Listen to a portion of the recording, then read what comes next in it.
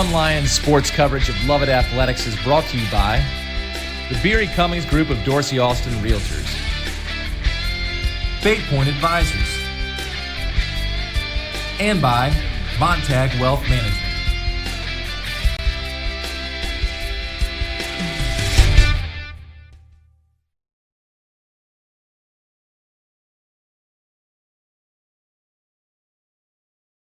Yep.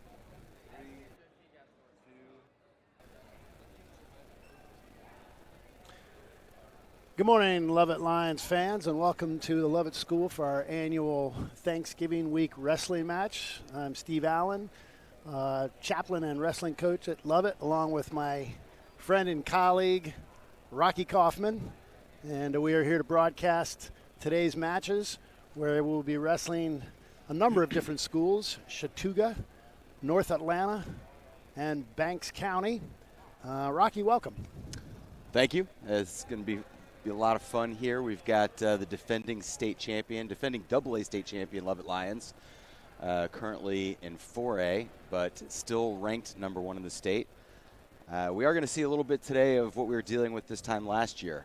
We made the prediction at the same meet last year that these Lovett Lions could be state champions, but they were missing about half a lineup at this point in the season.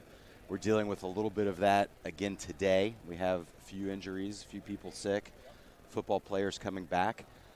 So you're not going to see them at full strength today, but you're still going to get to see some really tough Lovett wrestlers out there today. In particular, one I'd like to highlight, Alex Hyman, who was second in state last year. Lost an upsetting one. He was up until the third period. Lost at the end of the third period. He got to avenge that defeat last weekend in a barn burner match. And it actually looked like it could go the same way. He was up early. He was winning against the defending state champ. Champ started to come back in the third period. And it went to overtime, and Alex Hyman took the win. So it'll be interesting to see what happens in the rankings with him. And I will say that matchup is going to happen again today. Banks County is here, and that same opponent is here. We will highlight that later in the day. I believe they'll be wrestling that same matchup again later today. We also want to say that we want to make this fun, so if you happen to be listening and you have Rocky or my cell phone number, text us, tell us you're listening, and we'll give you a shout-out. We always enjoy that. We'd love to hear from you guys. Ron DeMonico is our first shout-out. He's here giving back rubs. Ron, thank you. Why do they always stop so soon? I know. I always like the long back rub. All right, so we're starting. Let's keep it clean here, Reverend. We're started at 113, and Chattooga just got a forfeit. So we go right into Alex Hyman. At 120.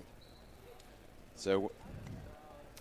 And I believe Alex will be wrestling Carson Aguirre from Chattooga. We will try to let you know when the opponent for the opposing school has placed in state or has some accomplishments. Oh, nice. Quick shot. He's going right after it, just the way he normally does. Straight to the Turk. Look at that. Wants to elevate that leg. That left leg that he's got, you want to elevate that so that you can get him on his back there. Great start. Always fun to watch, always fiery.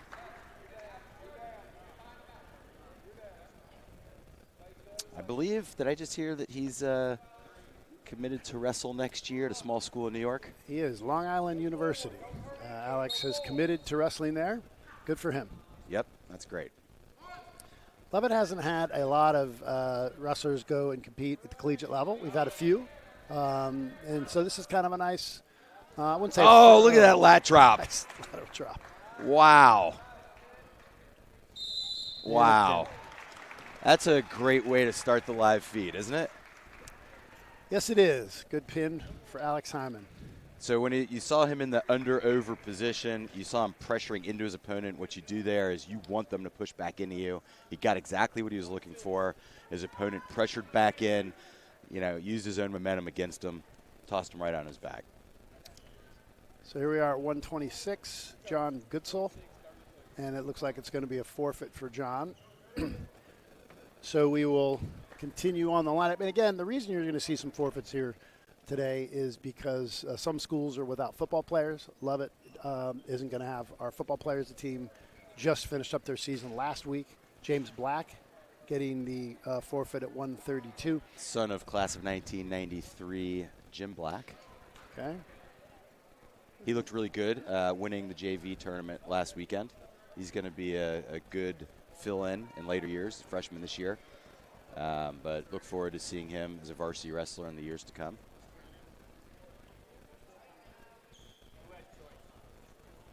All right, now they're waiting because of these forfeits. It's created a situation where they're trying to make sure they get the right guys and the matchups correct. And again, let me just say, both schools may have early season injuries. They may have football teams that have continued to play, and that's why we're going to see some forfeits here at these matches here today. Teams are coming back to full strength. Defending state champion Cale Kuski walking up, and he's making a big move up. He was last year's 106-pound state champion as a freshman, one of only a couple freshmen who have ever won state in the history of Lovett. And he's been wrestling 132. I'd look for him to probably move down later in the year, but you never know. I would imagine. He did win the varsity tournament last weekend. He's been looking great. He looked really good over the summer, freestyle wrestling. Okay, so that was 32. So they had choice. They're playing games. Now They're trying to avoid Cale Kuski. No, they're not, actually. So I looked like Cale was going back to the bench, but it looks like Cale's back out. He's going against Gavin Carlton, who was 5th place last year. You're right. So I think that he weighed in at 32, though, and he's bumping up to wrestle this guy. Yes. All right, so this should be a good match. This is a 5th place finisher last year, and you can see a little bit of size difference. Just a little. Just a little. Carlton is probably more of a natural 38-pounder, whereas Cale is bumping up for this match. Cale is the reason he's as good as he is, in part, he's not afraid of going after competition. He's not afraid of taking a loss. He would rather go out there and wrestle tougher competition and get better.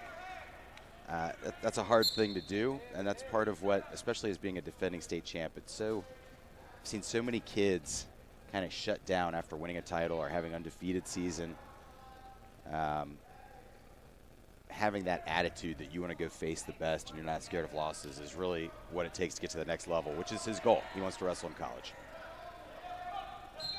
I believe Carlton was at the same weight last year as our Jake Kennedy, and they ended up in the 5th, 6th spot, but they didn't wrestle that match because of the COVID situation.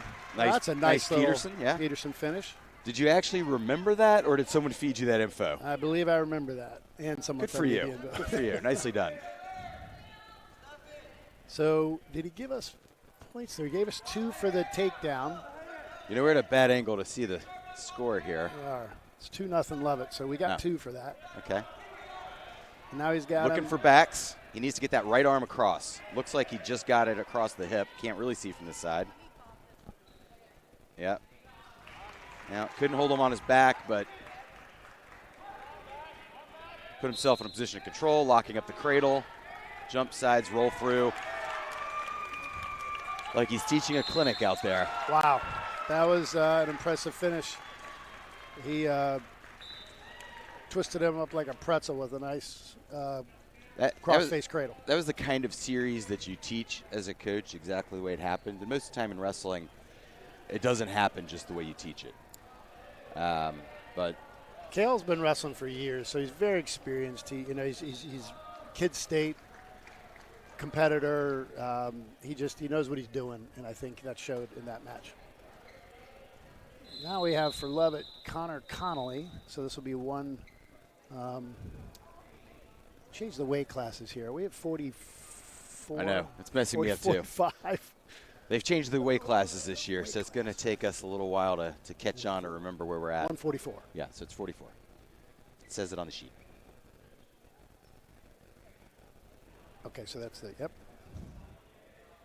Here's another one of those guys that look forward to him doing big things in the future of the program. I believe he's got a very good chance of starting on this team this year. And anybody who is starting on this team, you expect to have a shot at placing in state, if not higher. So we got ourselves trapped in a front head situation.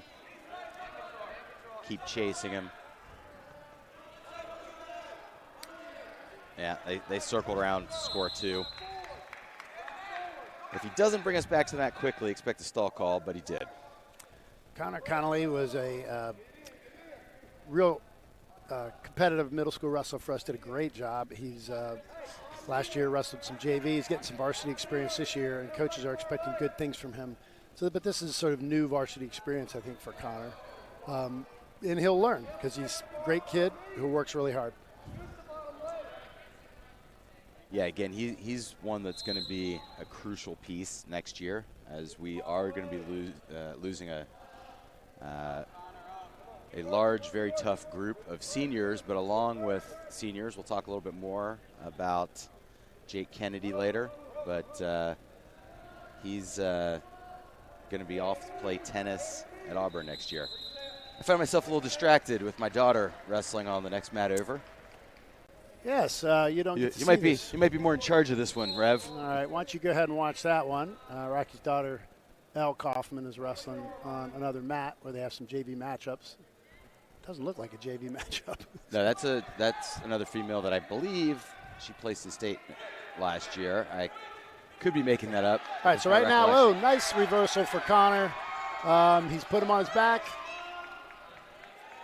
Guy held on too long. He might finish him here.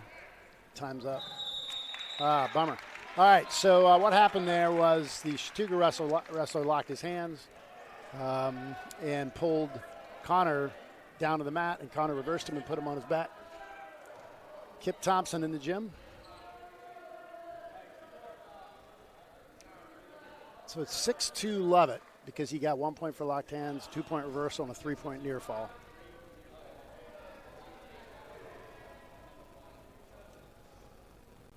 So they're sorting out the score right now. I think 6-2 is probably right, but they're trying to sort it out.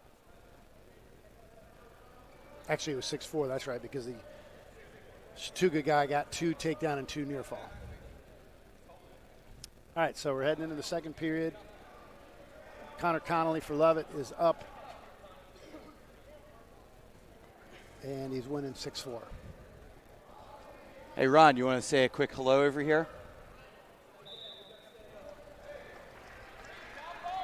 I'm going to have Ron DeMonico step in for me for a minute so that I can watch one of my kids.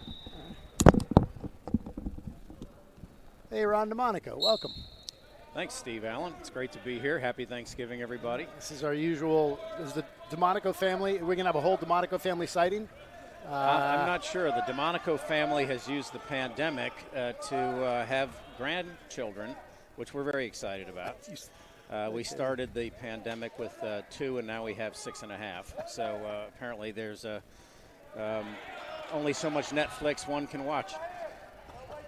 All right, so let me just updates on this match here. Connor held on a little too long and ended up getting pinned.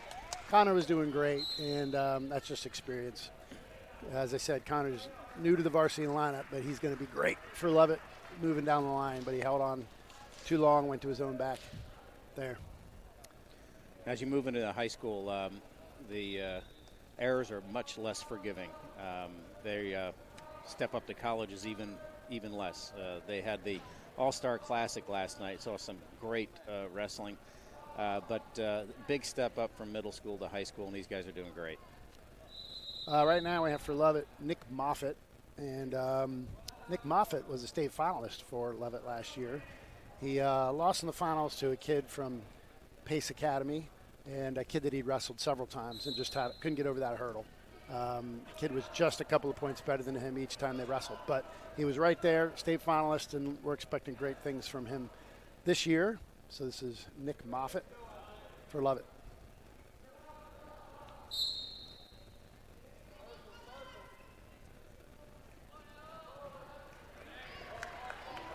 Nice snap down, spin behind by Nick. Nick Saul has been very aggressive wrestler, meaning he doesn't sit back and stall on his feet. He goes after it and throws in some legs and finishes it in short order. That was a 23-second pin. Ron, did you ever have any 23-second pins in your esteemed career? Yes, but I was the one that got pinned. So. I always appreciate your honesty, Ron. All right, now we have for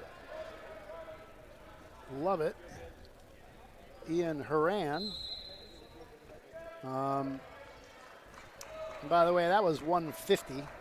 So now Ian Horan's going at the 157-pound weight class, if I'm correct. New weight classes this year.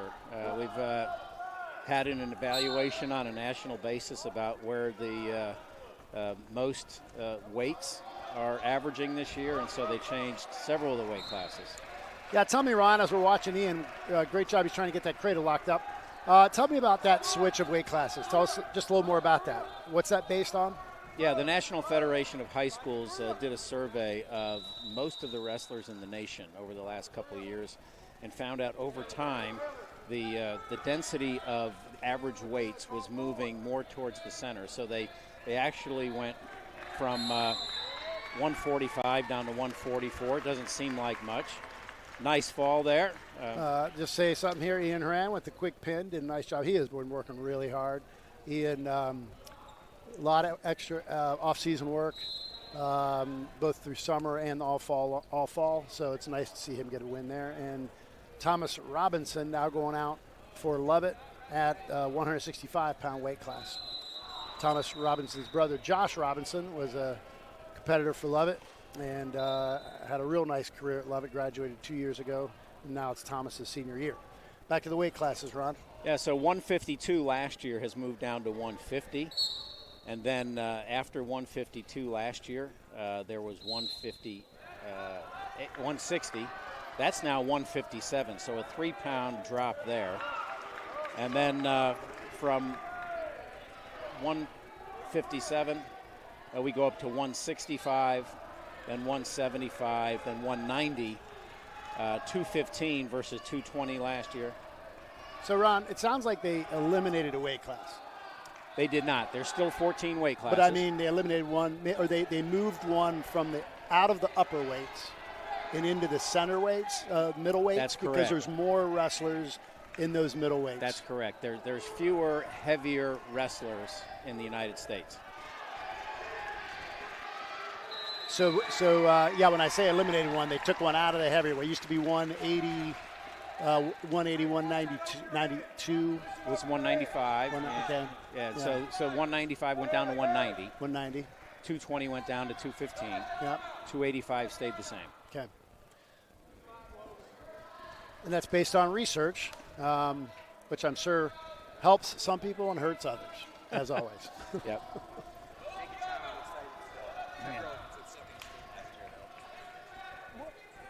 So Rocky just informed us that Elle Kaufman wrestled another female competitor, and that girl that she wrestled down on the JV mat was a state runner-up last year, and Elle beat her. So Elle's we're expecting great things from Elle this year, and she'll have the opportunity to compete at the girls' state this year at the state tournament. Ron, I assume you're still doing some officiating. Steve, for better or worse, I've been appointed the head official for the Georgia State Wrestling Championships again this year down in Macon. Looking forward to that. Now, when you say head official, you're heading up all the officials. You'll also be officiating. Only in the case of emergency. Somebody gets injured on the mat, somebody gets sick. No, I have the role of basically adjudicating between coaches, officials, and tempers that tend to rise when the stakes are as high as they are at the state tournament. Well, you're taking away the great opportunity we have to complain about you to your face when you're refereeing a match. Now we can just go to you at the head table. I think Lovett will have plenty of opportunities at the state duels, which I'll be officiating. Okay. Sectionals, traditional tournament. So plenty of time for Lovett to put me in my place. For us to get in your grill. Yep. All right. Thomas with a nice shot and a cradle, really throwing that on when the guy was on his feet. Nicely done. And a pin. Thomas is one of those guys that looks like he might be playing basketball. Signing off. But he's wrestled, continued to compete for us, which we're really thankful for. He's done a great job. He's very tall. What'd you guys talk about? Did you miss me? We talked about Ron and how he's going to be the head official at the state tournament, and so now we'll have less opportunity to yell at him because he will not be competing, refereeing on the mats as much. Right, the former head of the Georgia State Tournament has gone on to now be the head of the NCAA Wrestling Championships, Bud Henneball. Did you know that he's the head of that now? I do now. That's excellent. Bud Hannibal, great Yeah. guy. Okay, so that was 165. This is 175. And we do not have a competitor at 175, so that's why we got a forfeit. Now we're going to 190, and this will be for Lovett, Kieran Boland. Sophomore. He just started wrestling last year, right? He started as an 8th grader. Okay, all right. Did a great job. We're really excited that he is came out as an 8th grader and has stuck it out and has been doing a great job. Really hopeful about Kieran's future. This will be an opportunity for him to step out on the varsity mat, get some action. Right, I'm going to make an attempt to stay with you during this next match as well this time, but we'll see how it goes. All right. This is Fletcher Crow for Chattooga. 190 pounds, and he goes right for the head. You see he wants a head and an underhook. The Chattooga wrestler. Looks like he's looking for a headlock. Yes. Kieran is smart. He will not give it to him. Maybe not. Maybe he's just looking to control the head and snap down. He's all about that collar tie. I will give you, our listening fans, if there are any, a little teaser out there. Between matches, we will talk a little bit about the induction of our own Jim Glasser into the Georgia Wrestling Coaches Hall of Fame. We'll save that discussion for Between matches? between matches.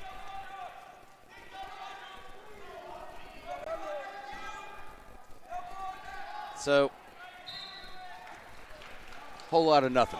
Oh, there you go. Now there's a shot. I shouldn't have said anything. Yeah. Should have kept my big mouth shut. Your mouth shut. There's a lot of hand fighting, trying to control a collar tie. Not a lot of legitimate offensive attack, but there wasn't, and then there was. Let me set the stage for you if you're at home listening here at Lovett. If you're not actually watching, or if all you can see is one mat, is we have 3 mats in the Glover Gym. We have a JV mat where they're getting matchups for competitors that aren't in the varsity lineups. And then we have 2 varsity matches going on. Right now it's Lovett versus Chattooga. And on another mat, it's Banks County versus North Atlanta. North Atlanta made the long trek across the street from their school to ours. So today, right after this will be round 2, and Lovett will wrestle Haralson County. I guess they're on break right now. Haralson is not wrestling. After that, it'll be round 3. Lovett will go against North Atlanta, and after that, round 4, Lovett versus Banks County. And then round 5, Lovett will be off, and that's the end of the day. And so Rocky and I will sign off at that point once Lovett is done. That's a lot of rounds. Yeah, that's a lot of roundage.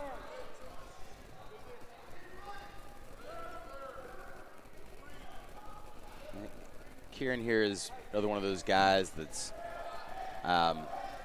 might end up starting this year. If not, will definitely be a starter for Lovett the next 2 years.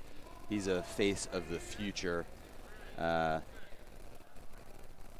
With his youth, he might be a little bit outmatched in this one here today. Looks like he's going to get a free point for locked hands. Keep going. And a reversal. So, No. well, come on, finish strong. He's got the leg up in the air. Come on. Don't let you always want to keep that leg up. So we got 1 escape and 1 locked hand, so it'll be tied up 2-2.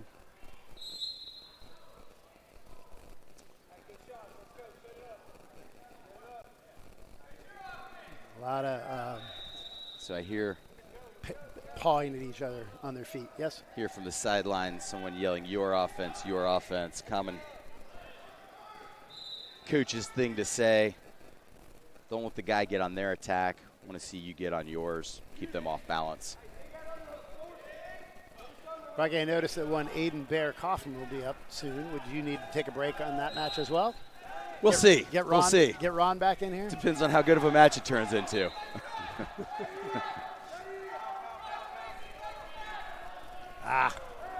And he held on too long. This is a classic mistake. Once you go down, you got to belly out quick. Yeah. And he held on a little too long. Sign of inexperience there. Boy, it was 4-2 when that. It was 2-2 when that exchange started. He got taken down, and if he just would have bellied out and gone to his base, he could have lived to face another period. What is the team score over here? I mean, there's a lot of forfeits, so I'm sure it's a lot to a little. I will find out.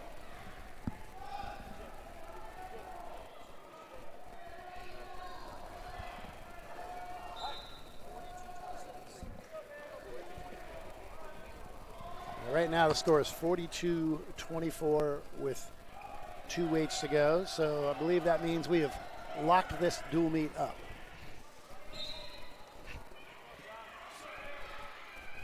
We have a young man out here who's product of poor parenting, but still a good kid. Going for a straight bear hug. Bear hug from the bear. Kind of his thing. And he's sliding across his back. I think we call that a pin. Yes. The old backslide. He's a backslider. Oh, you can't let him slide out on that. Come on. You gotta circle them back in. There's all of the guys at our scorers table have their hands up in the air asking, is that not a pin? If you slide on your back, you're still pinned. In the Christian tradition, backsliding means something completely different. In the wrestling tradition, it means he was pinned. I'm hopeful this isn't going to be a match where the lack of a pin call there is relevant, so not going to worry much about it. To a Turk.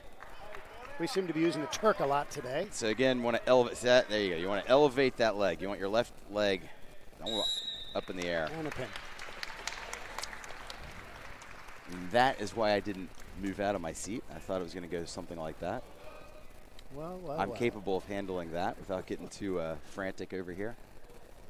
And it looks like we're not going to have a heavyweight because we don't have Christian Bell back from the football quite yet. He should be back next week. He's back practicing, but he's only had 2 practices. And Christian Bell is one of our defending state champs. He was a state champ last year as a sophomore at 215 pounds. As of right now, him and Bear Kaufman, my son, are both at 215. But obviously that's going to change. One of them is going to move one direction or another. 48-30. And by the way, let me correct myself when I said there were only 2 weight classes to go. I forgot that we started this competition at 113. And so you wrap it back around, and we still have varsity competition at 106. So this is Patrick Smythe, Lovett's freshman competitor, who has a lot of experience as a kid state wrestler. Was an excellent middle school wrestler for us and has done quite well so far in the early part of the season. Yeah, he had a great tournament last weekend. Actually showed a lot of maturity in his wrestling. I mean, he had a barn burner match that was going back and forth. He found himself down early, had to come from behind, kept his composure. Really, I've seen him wrestle since he was a little kid, and it was the best match I've seen him wrestle. Hopefully it's a sign of what we're going to get this year. I will say the young man he's wrestling, Bryson Rutledge from Chattooga, is a multi-time youth wrestling finalist. Is that right? Yeah, he's very competitive, but he only weighs. Is he also a freshman? He is, and he only weighs 95 pounds. So that's a big difference. To be outweighed by 10 pounds, Patrick weighs, looks like he weighed in about 105 or so. That's a big difference. Now, I will say Patrick is actually a small 106-pounder because he's doing everything he can to gain weight at this point. So he's, worked himself up to 105 pounds. He's also, it's one of those weird weight classes. You see a bunch of these guys kind of around this size this time of year, and then you see a bunch of these guys cutting down from as high as, 120 by the time you hit state, sometimes even from farther up. And the weight class seems to get a lot bigger by the time state rolls around.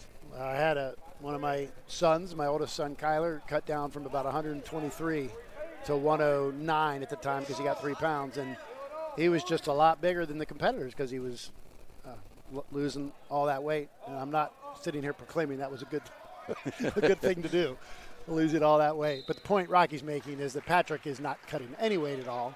Good for him, but and he's bigger by 10 pounds than Bryson Rutledge. Right. Your son Kyler, one of the outstanding wrestlers that's come through, two-time state finalist. Is that right? Third and then second. Okay. And my recollection is that he wound up in some unfortunate weight classes. I believe that twice he wound up with guys who won his bracket, who wound up wrestling in college later. Multiple state champs, both his junior. Yeah. So and sometimes being in the right weight class is all the difference. Makes the difference. We have seen some really, really good guys, some outstanding wrestlers, like a John Egan, never won a state title. 4-time state finalist. Yeah, 4-time finalist, and we've seen some guys who, well, weren't as good as a John Egan, who have been state champs. So. You know, you take that as long as we're winning 3-0 right now. 3. You're right, John. Each time he made the finals, he did the guy he was wrestling was just legit. Absolute studs. And even his senior year, when he was probably favored to win, he injured his shoulder right before the finals, blew it out, and competed and lost only 9-7. And I believe you believe that he would have won that match without that injury. Absolutely. Some of it's injuries, some of it's the fact that he made it to the finals effectively with one arm was incredible. But he just, like you said, he was in a weight class that just was unfortunate, whereas we've seen some other guys, no names, who've been fortunate to have had weight classes that were perhaps not as tough. And it's just the way it falls, the way it goes. By the way, amusingly, Cale Cuskey, who we saw wrestling earlier at 138 pounds, is ranked second at this weight class at 106 pounds in 4A. And I think the people making the rankings are going to have to review that one. Yes. Unless he amputates something, he will not be back at 106 this year.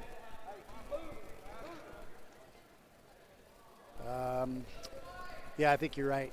Rankings, you pulled up the rankings? I do. I've got the rankings. We will also be talking a little later about the 4A versus 2A, the move this year, Lovett moving from 2 to 4A, and a little bit about how that affects us. Got a bar arm in. I can't see from here if he's got it in deep. Looks like he's got a bar in a wrist. So can he capitalize on it?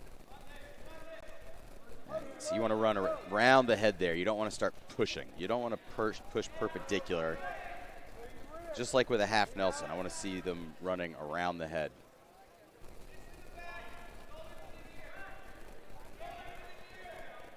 So he's got his opponent. Patrick's got his opponent in a tough spot. He's got him. I was going to say, when you've got a kid who's been a multiple-time Kid State placer, I mean, he's battle-tested. And it was tough to turn him, even in a good position, but he did manage to do it. He's got him on his back, going for the pin.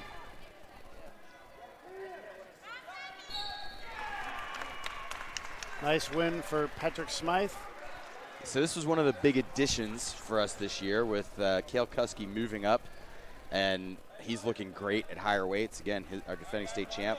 It was who's going to come in at 106, and with Smythe here coming in at 106, we're expecting him to be on the podium for us. So we're filling in some higher weights with our defending 106-pound state champ and filling the gap with another hopeful high podium placer. Final score of that match was 54-30 in favor of the Lovett Lions.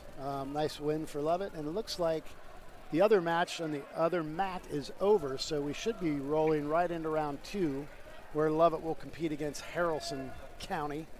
We'll keep you posted. Now might be a good time to talk a little bit about the 4A, 2A, 4A. So last year, and for many years, Lovett has competed at 2A. And last year the GHSA moved, did a multiplier, and forced a lot of schools like Lovett to move up, not just one division, but 2, and all sports. And so Lovett is competing in the 4A, and they're basing that on the number of students that live in your district. They're seeking to, for lack of a better term, penalize schools that bring in, they think, they say are bringing in kids from outside their school district. I will say this, within 100 yards of Lovett is another county, Cobb County. We have kids that could literally walk to school here, and we're penalized for kids that go to school at Lovett who live in Cobb County, and yet there are many, many kids who come, and again, they could be 10 yards from Lovett's front gate and walk there, and that count against us. That being said, that forces Lovett to wrestle or compete in football and every other sport at a higher classification. Well, I'm going to go ahead and say it, instead of it forces us, it allows us. Because Lovett has won state titles in single A, double A, and triple A in wrestling. And we have never won a 4A state title. And we have an opportunity this year to do that. And I love the fact that we've gone to 4A and look forward to putting a Lovett stamp on that division. Rocky, I'm going to agree with you on that and say that we are. We are on air. Mr. Hey, just loop right around there and look in the camera. So there we go. Hey.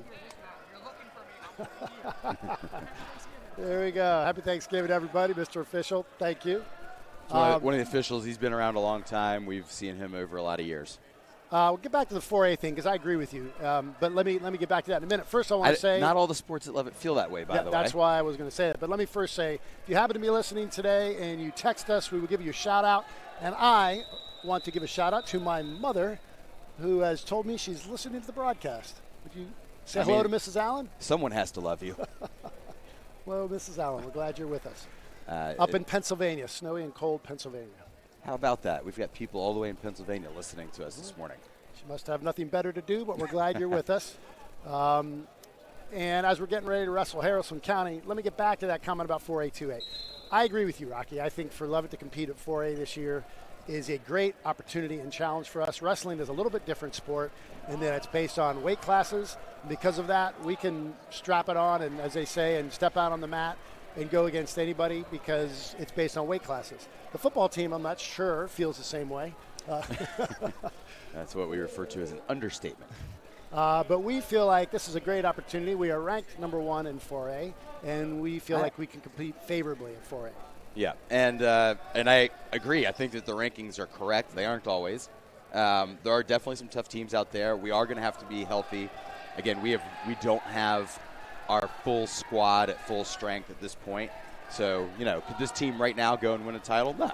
But I fully expect that in a month's time, when everybody's in the right weight classes and everybody's healthy, that we're going to have the kind of team that is capable of winning another state title. Alex Hyman getting ready to lead us off again. You saw it last time. If you're there you go. He's action-packed. Look at him, just from top to bottom, looking for throws, looking for singles. Alex is a tornado, and when you watch him, you realize that he could just float from one thing to the other. Sometimes you want him to stick with one thing, and he'll float right to a different, different move. Pretty basic single. He's going to go cut him. I don't know if he actually got the 1 point for the escape. I don't think so. 2-0 Lovett, and now it's 2-1.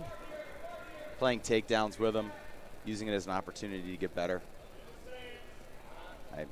I think he has this opponent a little outmatched. Nice little fireman's. You saw him very. Oh, good call. A little potentially dangerous. Guy's arm was He actually called it stuck. illegal. I don't think that was illegal, but it's not our call to make. I'm not sure it's going to matter. Yeah, I frankly didn't see it close enough to know. I did, and I will say it wasn't illegal. They've made that call really a judgment call in terms of, it used to be that if you had your, like a bar arm situation, you have to have it perpendicular on their back.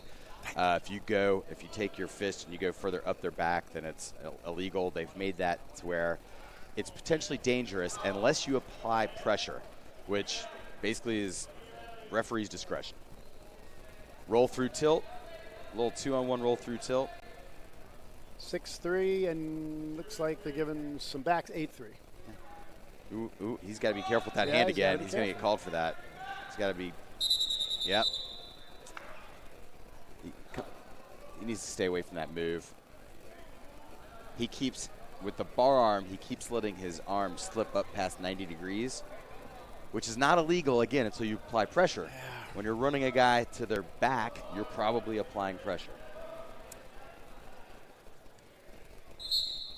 So throughout today, because this has been an annual tradition, started by Jim Glasser years ago, our former head wrestling coach.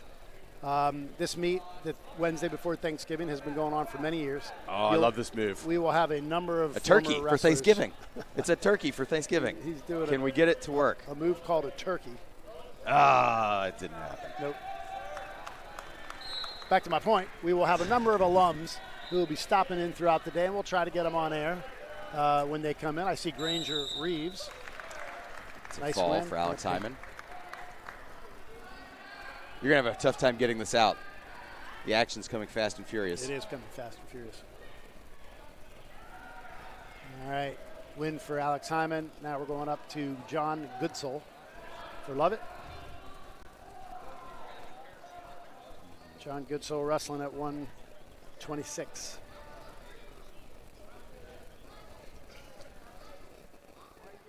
John getting some action. John has had a tough time getting a spot in the lineup because we've just been so competitive in the lower weights. And John's a good wrestler, heck of a good wrestler. And getting an opportunity. He was a kid who was definitely capable, was a potential podium, potential state placer last year, but we were so loaded in those lower weights. I think he primarily would have probably been in Alex Hyman's weight class, which, as we said, he was a state finalist and actually beat last weekend the guy that beat him in the finals of state. So he's had, a bunch of placers and finalists he's had to compete against just to make the team. So John's go-to move has been this Peterson finish. And John, Pin. Come on, let's see it. Yeah. This guy's squiggly. There he goes. That is John's, nice and fast. John's go-to move is that Peterson. He knows how to get it from just about anywhere. And he got it.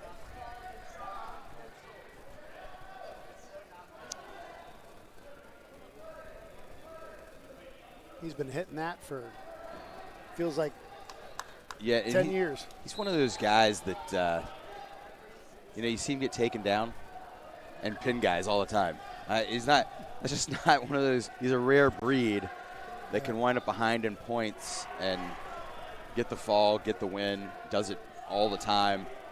I'm sure it creates a little bit of stress for his dad watching, Steve Goodsell, who is one of Lovett's very early state finalists, I believe.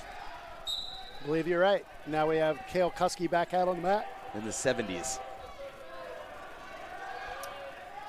Nice little drag by. And he's going to cut him.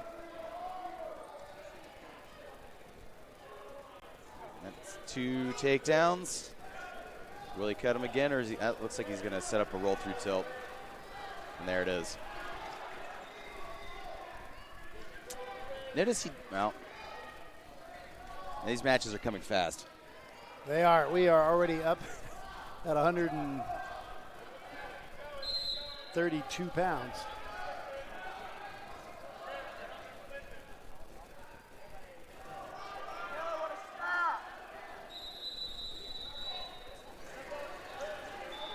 Billy Maldonado in his 12th year coaching head coach at the Lovett Is it 11th School. or 12th? I don't know. I believe it's 12th. It's been so long I've lost track of time. Well, it might be 11th. Let's see. I believe his first year was when my son Kyler was a junior. So that would have been 2011-12. So as fast as this is going, should we just try to talk about some awards past and present coaches have gotten between the meets? Because I think it's going to be a little difficult. I think you're right. So we just tell them about it now. Nice job. Mercy pin there. Yeah. We bring up this letter.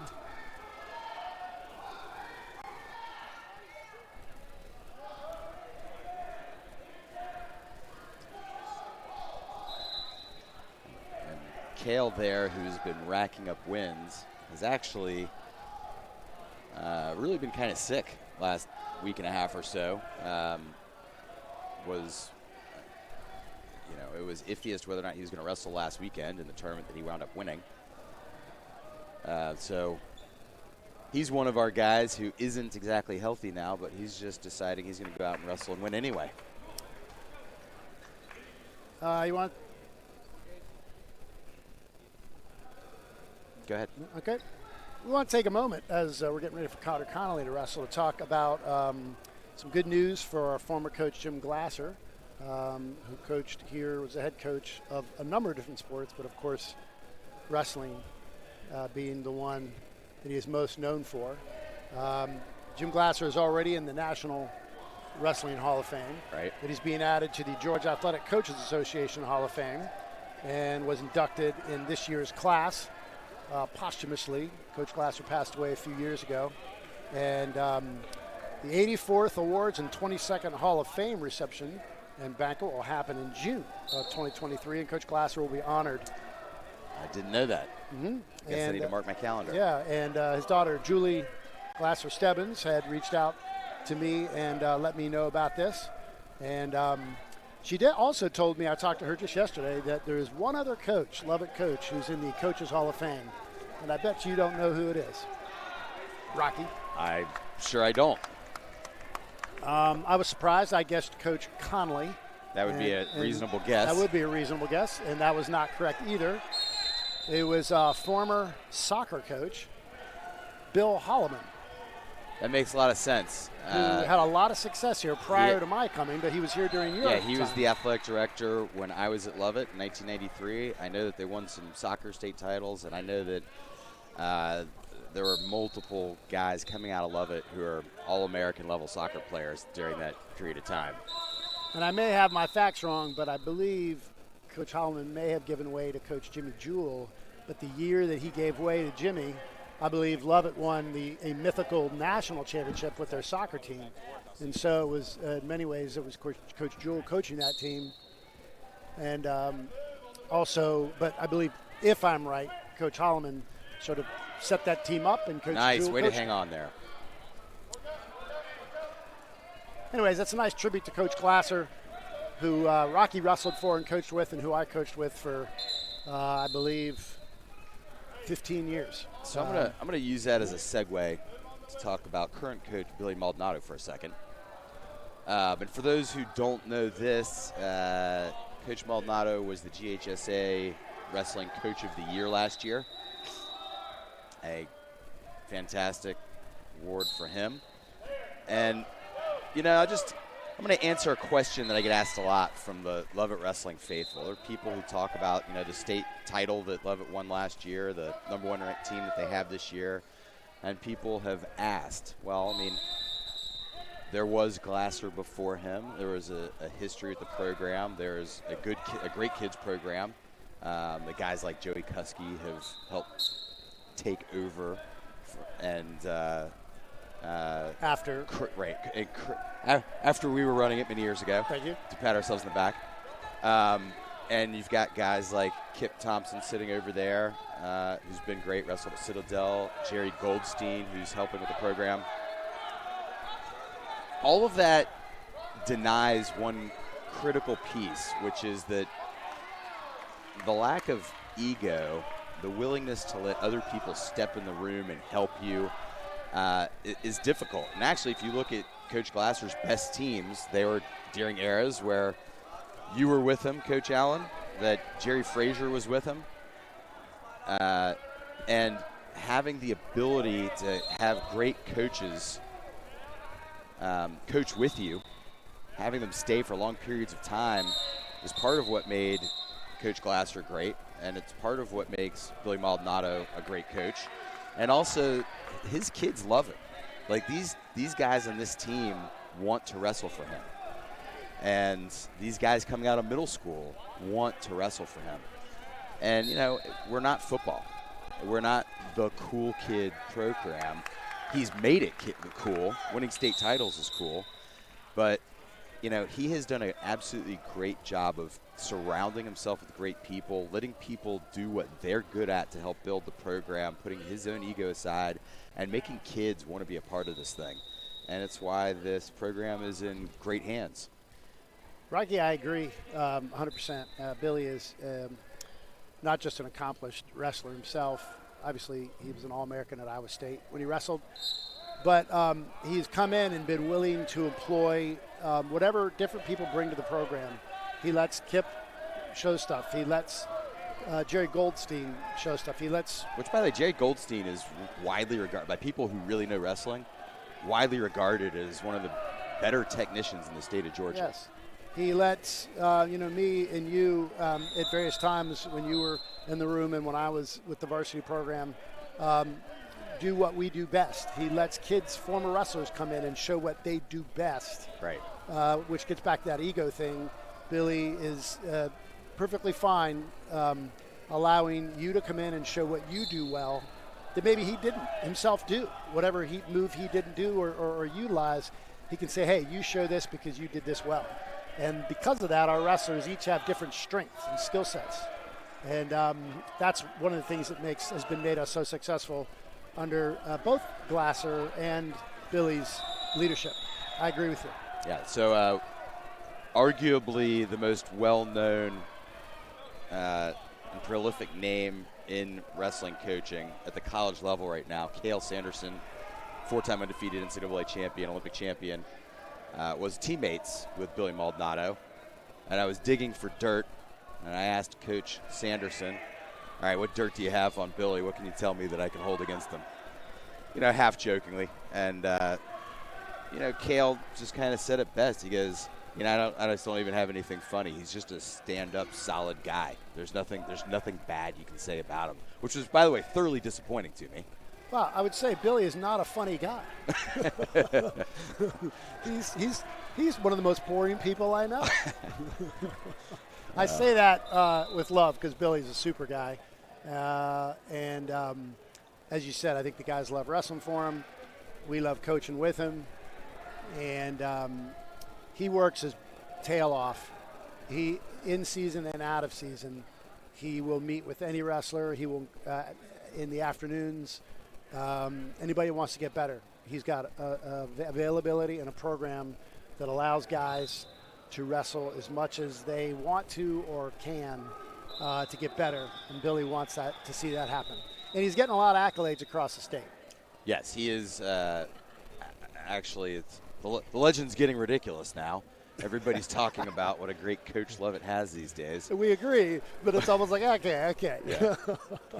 I mean, the guy's got, if he's on camera right now, look at that gigantic noggin. We don't need it to get any bigger. Yeah, that is true. But he does. He's the president of the Georgia Wrestling Coaches Association. He had his clinics for coaches, no matter what level you. Okay, looks like we're getting an injury here. Just simply put, one of the most highly regarded coaches in the state at this point. Connor Connolly gets a win there as a injury default. Injury default. Sorry. Not the way you want to win it, but better than losing it that way. Yeah, you're right. Let's hope he's okay. We're back to Nick Moffitt, who will step on the mat for Lovett. Lovett's 2022 state finalist. We didn't see him wrestle last time, did we? We did. We did? We did. I've blocked that one out. Was it a short one? What happened there? It was short. It was over quick. Nick's shaking hands with his sister Isabella, who's one of our Matt Lions, who's working the scorebook. So she just greeted him. This is another one of our defending state finalists. And I don't know why, but I feel like he's got this one. Depends which guy he's going against. They do have some decent guys here in the 50s. A guy was an area champ for them, but not a state. Oh, yeah. Oh, boy. Okay. Run, Forrest, run. Run away. Run away. When you get those double underhooks in and lock up that bear hug there, there's not a lot you can do. I mean, if you see the super high-level wrestlers, you might see them go for a little hip toss at that point, something crafty, but it's a tough spot to be in. You don't want to be there.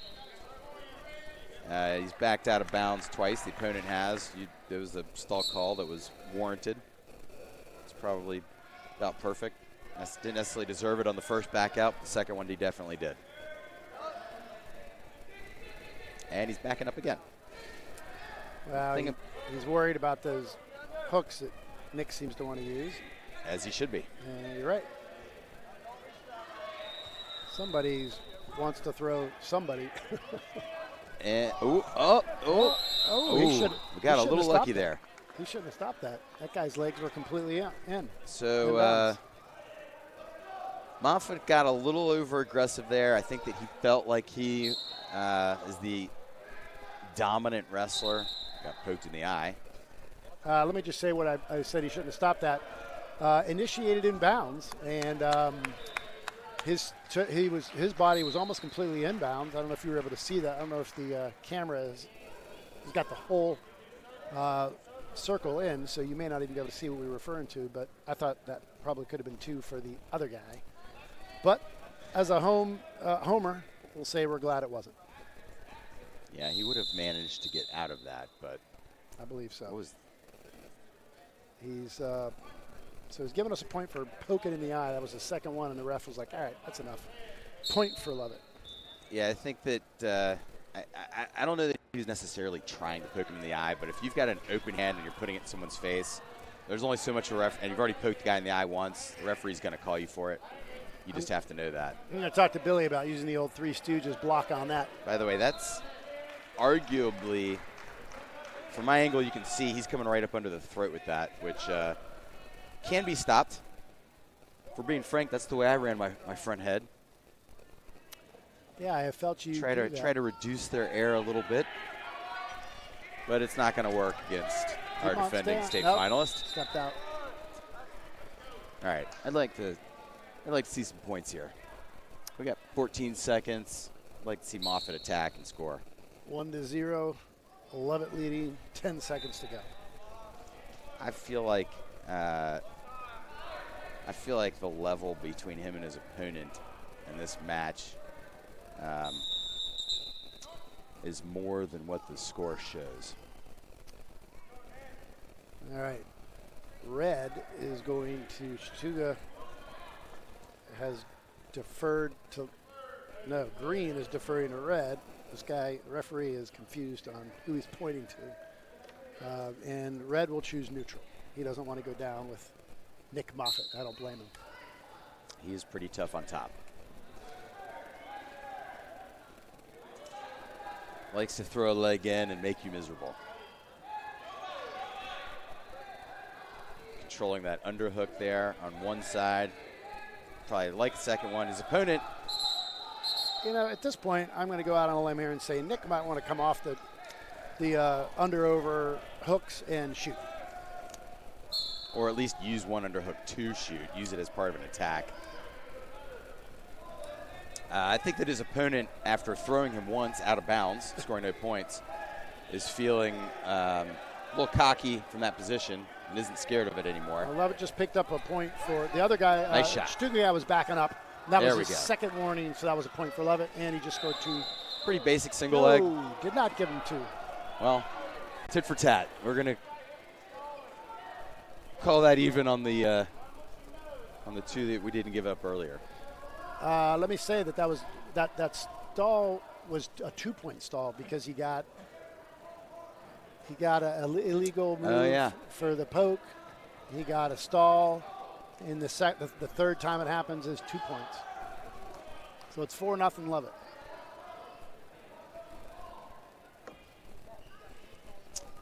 But there's been 2 stall calls, right? So it should be a warning and then a point, and then poke in the eye would be 1 point. I don't think that's correct. So wait. Unless there's been They're more stall calls than I saw. They're working it out right now. It doesn't seem right. They're working it out right now.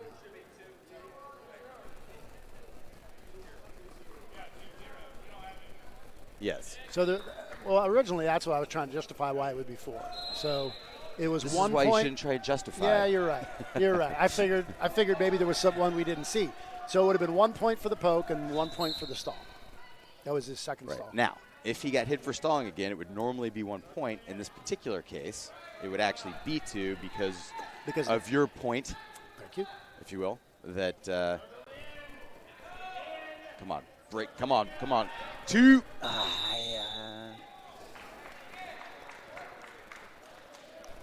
He doesn't like that out of bounds. He doesn't. We need to be running up the points on this guy. He's just Yeah, it's Nick's. Nick needs to open it up some. He's better than this. Being cautious. Yeah, overly cautious. I don't know if this is Probably Nick's. this might be a 2-point I stall. don't know if this is Nick's preferred position, but he seems to continue to want to go from the under overs. Yeah, I don't really remember him being a big bear hug guy, but he can do it. He's definitely more of a shoot and score.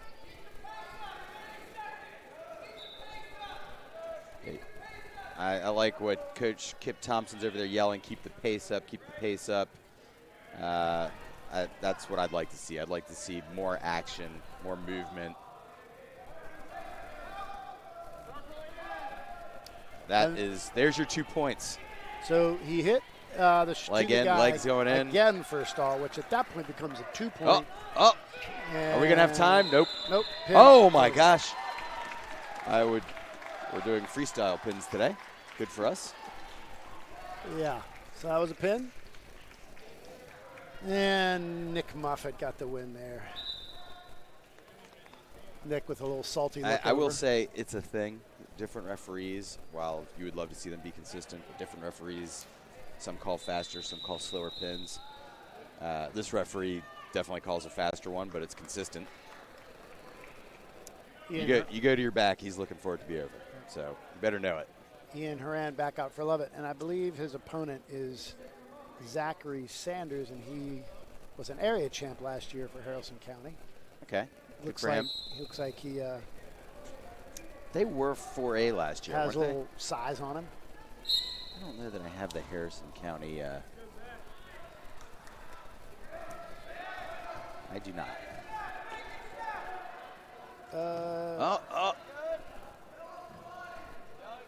Boy, we really liking those double unders today. Toss it to the side. Get your hip in and throw him to the side. There you go. Do it. Keep going. Put that hip in. I want to see him go sideways instead of straight over. There you go. I want to see that hip out in front of him and toss him using that hip in front. Looks like somebody's going over. I just don't know who. He's got it. There it is. Oh, man, that's a lot of work. A lot of work for a lot of nothing.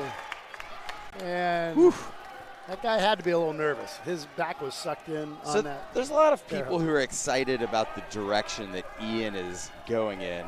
This is probably a bad post. You got a post out there.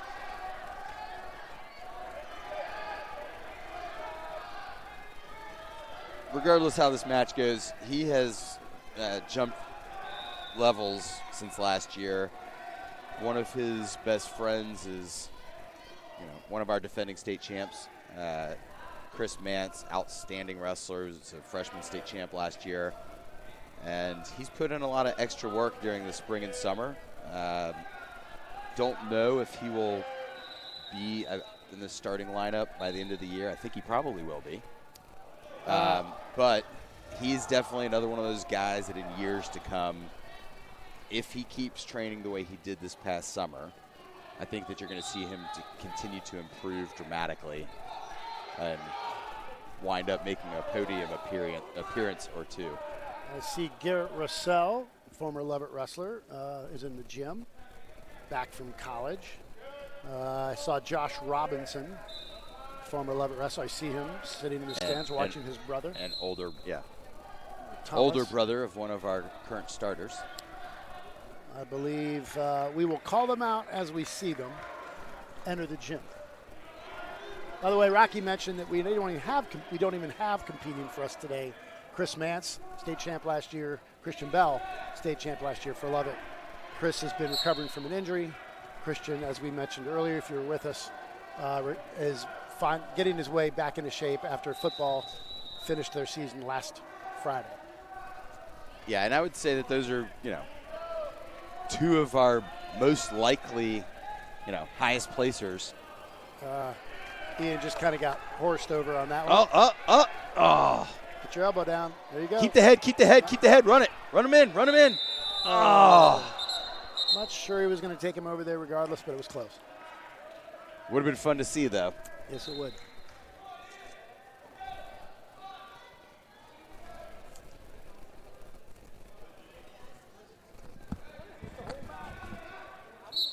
Coach Allen's over here giving Moffitt a hard time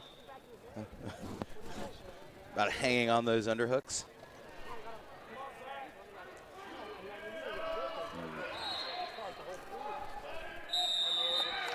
Well, unfortunate outcome in this one, but again, he's got some years left, and I expect to see him continue to improve. I just talked to Nick Moffitt, and he agreed that perhaps he might have come out of those underovers a little bit. Maybe should have shot on his legs. And I also talked to Garrett Rossell. Got a chance to chat with him a little bit, former Lovett wrestler. And now, Good kid. Yep, Thomas Robinson is back out on the mat. I love seeing these guys out over Thanksgiving. Been a long-standing tradition. As the hour moves along into the 11 o'clock hour, we'll probably see more. Because some of these guys. Yeah, it's funny how a bunch of these college kids never seem to make the first round of the Wednesday of Thanksgiving. Towards the end of it, they start to sneak their way out of bed. So what's the average height of this match? Yeah, at least two basketball players going at it. I have been told that Robinson here is 6'4". Yes, I talked to him the other day. Oh, cradle. Can we get it? Can we get it locked up? Oh, my goodness. Oh, he's trying to get it. Didn't get it locked. But we Needed to lock that up. It was close. Didn't quite get the hands locked. Thomas is really looking fiery today. That's not a word I'd usually use for Thomas, and he is looking like he's got a little score to settle. Wants to be king of the lanky in this gym.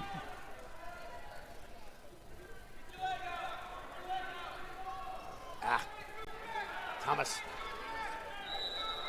Can still come out of this. So it's not the first time we've seen someone, 165 pounds or less and 6'4", but it doesn't happen all that often in this sport. Obviously, the stereotype of a wrestler is short and stocky, although I wouldn't say that our team necessarily lives up to that stereotype. Yes. Oh, This is going so to be a 4-2 flippity-floppity match. with 15 seconds left. He's controlling that tricep nicely. Going for the barbed wire. This is Robert Wire.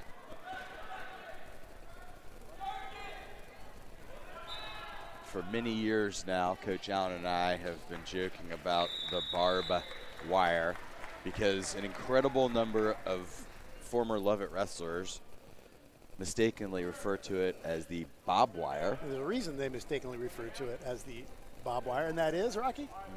Because Coach Jim Glasser would call it the bob wire. And we would joke in the corner, is that named after Mr. Robert Wire? I'm not sure if Coach Glasser ever really knew that it was he had it misnamed. There's lots of Glasserisms like that. Or he was never going to budge. He knew what it was and he wasn't going to budge. He had all kinds of interesting names for different things, including people. Yes. People for whom he often didn't know their name. Time to bail here. We're getting to be in trouble. Yeah.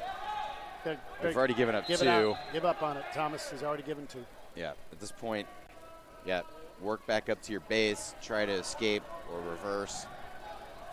We've got now the match is tied in the second period, a little under a minute 20 left. Speaking of names, I remember when I first came to Lovett coaching, and I said to Coach Glasser, like his wrestlers, somebody had been like a senior, and their parents were at the meet. And you and I always try to get to know not only the wrestlers, but their parents. And I said to Coach Glasser, Coach, who's that? And it was a senior. His parents were at the meet. He goes, I don't know. And I was like, he was just about wrestling all the time, wrestling all the time, and the wrestlers. He didn't know, and he didn't care. It's amazing how intimidated the parents were of him.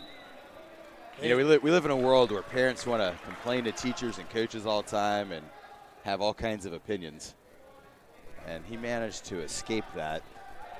None of them, he were willing to give him their opinion. Well, we've always said we're fortunate we coach a sport that most of the parents don't understand. Yeah. So that helps. And then you add Glasser's crustiness in there, and parents just stayed away. Another understatement. I'm the king of understatements.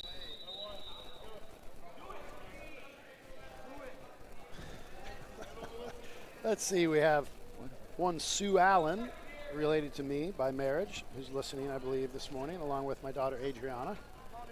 And So basically, we just have the Allen family. The Allen family, my mother, my wife, and my sister. So we have 3 people listening. And then it looks like we have one Brian Overly, Lovett coach and colleague, teacher, chemistry teacher, and dean, who I believe is listening this morning. Would have been nice. Would have been nice to keep his kids out. He had some very athletic kids that were in our youth program. They would have been really good wrestlers. They but would have been good. Unfortunately, they were good at everything they did, and they had lots of opportunities. Yeah, what we need are people whose kids aren't good at anything else. We need kids who are only good at wrestling. Yes. To that point, we've actually got a good number of kids on this team, and I was mentioned earlier Jake Kennedy. I'm going to go ahead and make a big comment. Jake Kennedy might be the best athlete, male athlete, in the Lovett school right now. That's definitely a statement that could be argued.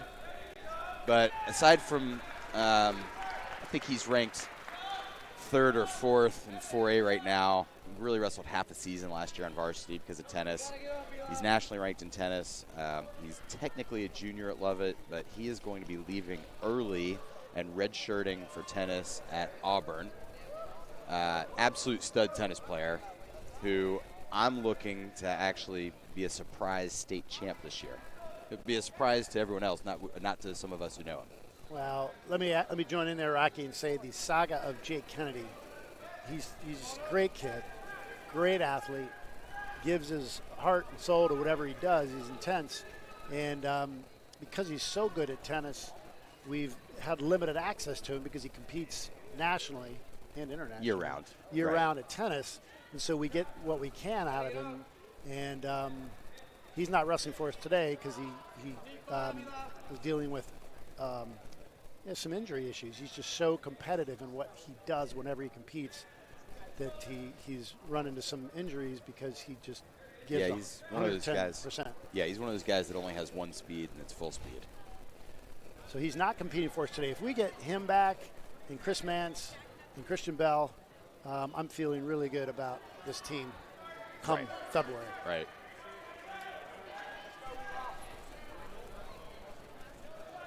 Lovett winning 9-5 in this match for Thomas. Thomas is wrestling really pretty well. Pretty well. Yeah, this kid's not bad. Yep. And he won 9-5. This was a match that earlier on looked like it could go either way.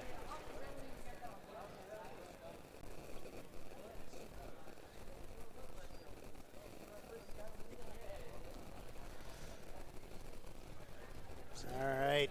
Now we have Kieran Boland coming back out for Lovett. Unless, wait a minute, we might be. See our defending state champ, Chris Mance, standing over here in his sweatshirt watching his team.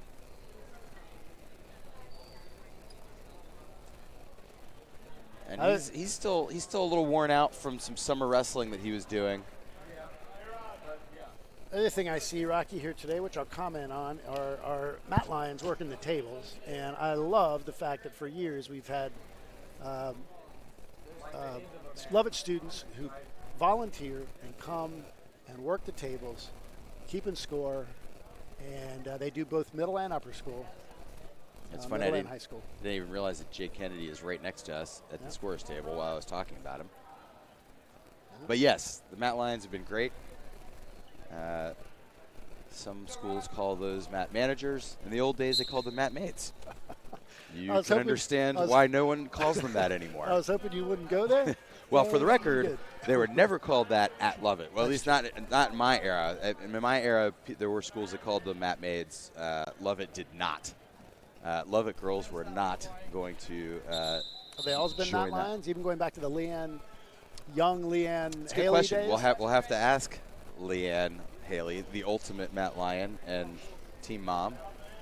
I will text her as we speak. Yeah, I would love to know the answer to that. I would guess she was a Matt manager.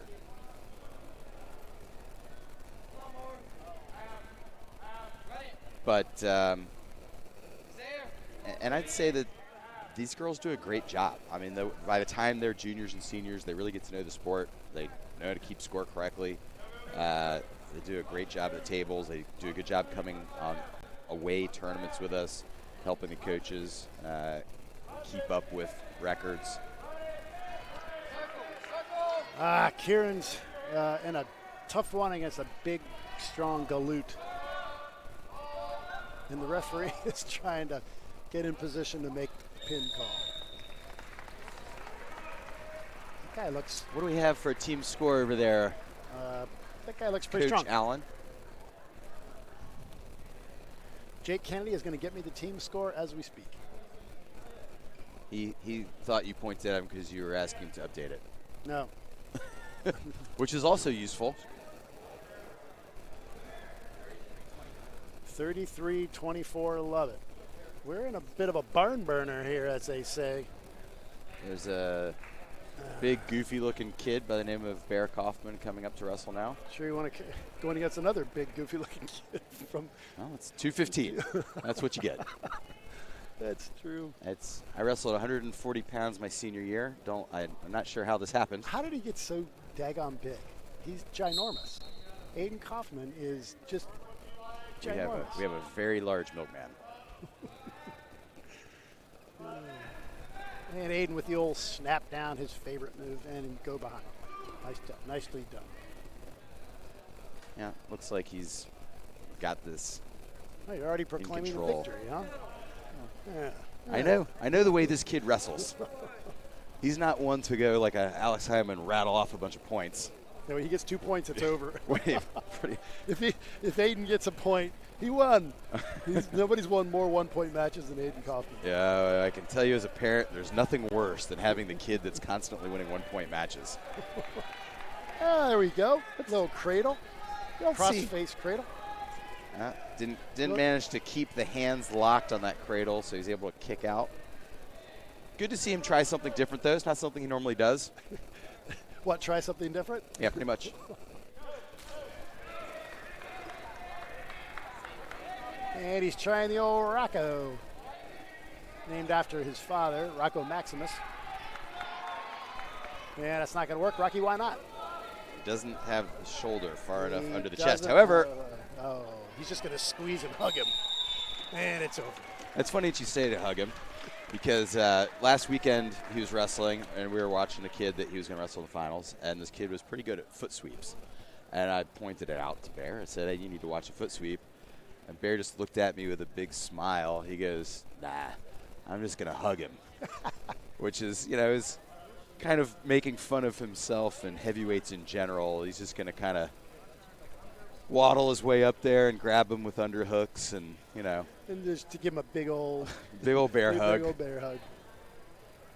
Wound up being a one-point match, by the way. Yeah. And back to freshman sensation, Patrick Smythe. Sensation. I know. We're here to add color, right? That's true. He is sensational. He's going against, looks like Branson Lee. We really haven't caught out the names of the Harrison County people. If you're listening from Harrison County, we apologize. I'm not apologizing. I just don't want to get a letter from the Harrison County Chamber of Commerce. So Patrick Smythe, his dad, Mike Smythe, has been great help to us for years now. Has been one of the assistant coaches for the youth wrestling program, and I believe that he's doing some more to help our program now these days, isn't he? He is. He's helping us coach at the middle school level. Which I've heard we've got an awful lot of middle schoolers you're in charge of, and you desperately needed the help. Yeah. So it was becoming daddy daycare in the Lovett Middle School Wrestling Room with 44 middle school wrestlers and me. So this year we are getting help from Chris Lewis, who works in our cafe. Chris wrestled in high school. Chris has been fantastic help. And Mike Smythe. Known as the legendary cafe wrestler. Is he in the cafeteria or cafe? So the wrestlers wanted to call him Cafe Guy because that's what they call him. And I said, no, you're going to call him by his name, Coach Lewis. We're not calling him Cafe Guy. I don't know. Cafe guy has quite a ring to it. No. I'm not letting that happen. He will be Coach Lewis to you. I have not met him yet. He's here today. He's been coaching over on that mat, helping out. There I guess that's the guy at the Lovett pullover who I didn't recognize. That's Cafe Guy. Cafe Guy. Coach Lewis.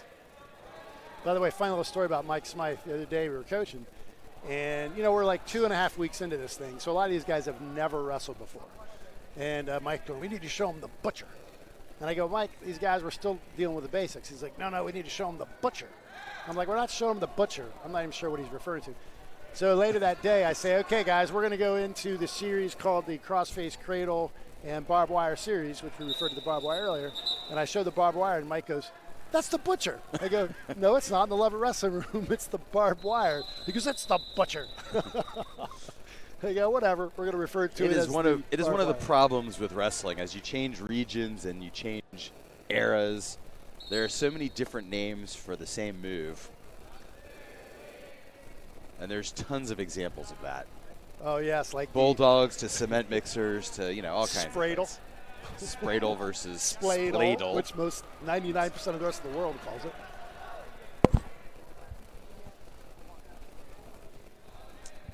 All right. So Patrick really good with that 2-on-1. He's good with the wrist control. He's been just dominating his opponent with wrist control. There we go. Both from top and bottom. If you can dominate your opponent's wrists, if you can use your hands to control their wrists, if you're on bottom, you're going to be able to escape. If you're on top, you're going to be able to ride them. It's just one of those things that I actually think that people don't talk about enough these days with all the new fancy stuff that's out there. Just basic wrist control, hand control, as they call it. It's just a way to dominate your opponent from top and bottom. If you were able to see that, again, trusting that the trusty camera showed that, his feet were on. You can pin a guy with his shoulders completely out of bounds. That changed 2 years ago. That rule changes back and forth through the decades. Used to be the shoulders had to be on the mat and in the circle. Now, as long as you, the pinner, your feet are on, you can pin your opponent with his shoulders completely out of bounds. And that's a forfeit at 113, and Lovett won that one. And the final score of this match, Jake Kennedy is going to get me the final score in a moment. In theory. 45-36 Lovett. Very nice. Thank you very much. Jack Geegan. I wouldn't say that that's the gospel. Neither would I. They're looking at their own scorecards that they're flipping versus the the ones they've been messing up on. I feel like we need to ask the Matt Lyons. Oh, here we go. Leanne. So here was my message to Leanne. I said, were you a Matt Lyon, Matt Maid, or what did they call you back then? She wrote back, yep. Helpful as always. Thank you, Leanne.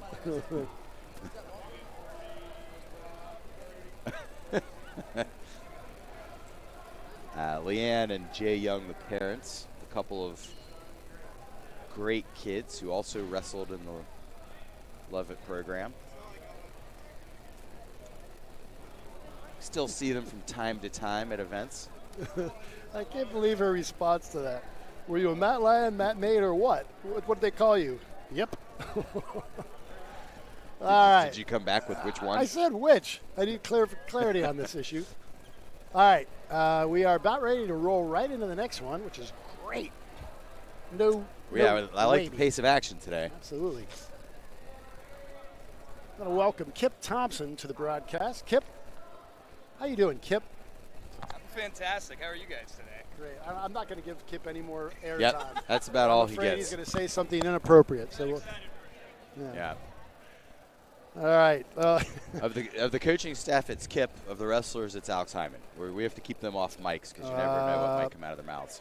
Rocky, I have an update for you, and yes? You are not going to like this. She was a maid? Yes. this. Let me get this after I send Leanne the link for how she can listen to us.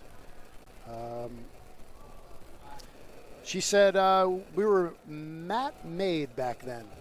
Wow. So there was a period where that was even a thing, even at Lovett. Yeah, I would have agreed. I wouldn't have thought, because I've never heard her referred to it that way. When I was wrestling, back in the dark ages, they were mat maids, and they used to sit at the edge of the mat and pound on the edge of the mat and yet chant. Borderline cheerleaders at that yes, point. Chant, get a pin, even if we were the ones on our backs. And you were like, ladies, you need to learn the ins and outs of the sports. Coach Allen here comes from, people would argue, but I think is the toughest wrestling state in the country, Pennsylvania. I hate to say I don't think it's debatable, but I was reading Flow Wrestling, and they have the rankings, and they have Pennsylvania clearly ahead. Well, the one thing that some people in places like Iowa would argue is that if you start talking about per capita, there's some debating that you can do. But as far as just what state has the best, let's call it all-star team, you take one team, put it together from a state, wrestle the rest of the country. Are there years other states would win? Yes, but not very many. Which, by the way, they do every year. The Pittsburgh Classic takes the state champs from Pennsylvania. It has to be a senior. So it'll be sometimes only a one-time state champ from Pennsylvania. They'll go against 3- and 4-time state champs from all over the country. They get to pick an all-star lineup in Pennsylvania. Right. Team USA versus Pennsylvania, and Pennsylvania often wins. Not always, but yes. It's become so competitive around the country that I would say Pennsylvania has not won regularly like they used to. Right. But it's often very close. Right. Many years ago, Pennsylvania would typically win. Yes. That has become less the case. Kids are traveling a lot more. You know, it's the Team USA is having a much easier time picking from a lot of the absolute best kids in the country. And it's still ending up 26-23 or, very, very close. Right. Even if unfortunate, Goodsell does not get a match. Sorry? Just a little update. I coached a guy up in Pennsylvania who got to compete at the Pittsburgh Classic years ago. Rocky knows this story, but it was the year before I came to Lovett, and it was our state champ from Gettysburg High School wrestled against a Georgia wrestler, one of the greatest Georgia wrestlers of all time. Rocky knows him personally. I've met him a few times, Sean Haig. And Sean won that match. That was an unfortunate matchup for your guy. It was. At that point in time, Sean was ranked by FILA the #1 pound-for-pound wrestler in the world at the junior level. I will say this, Sean ended up having a more challenging college career. Yeah. And Ken Haynes, who ended up wrestling for Lockhaven, ended up going to the Nationals. I'm not even sure Sean made it one of the years. So Goodsell did get a match. Yep. So this is North Atlanta. And is making quick work of, I don't know if he's going to end it. It looks like we might have a back technician out here. Back technician. Nope. Which usually means they've been on their back enough that they know how to fight off their back.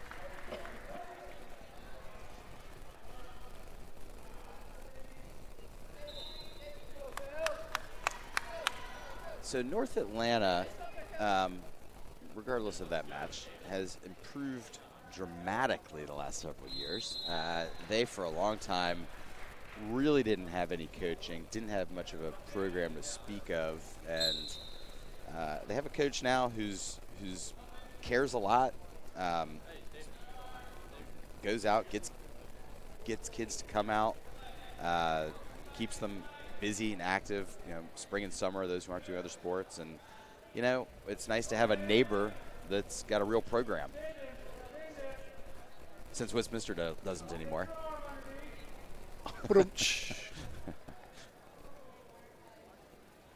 Yeah.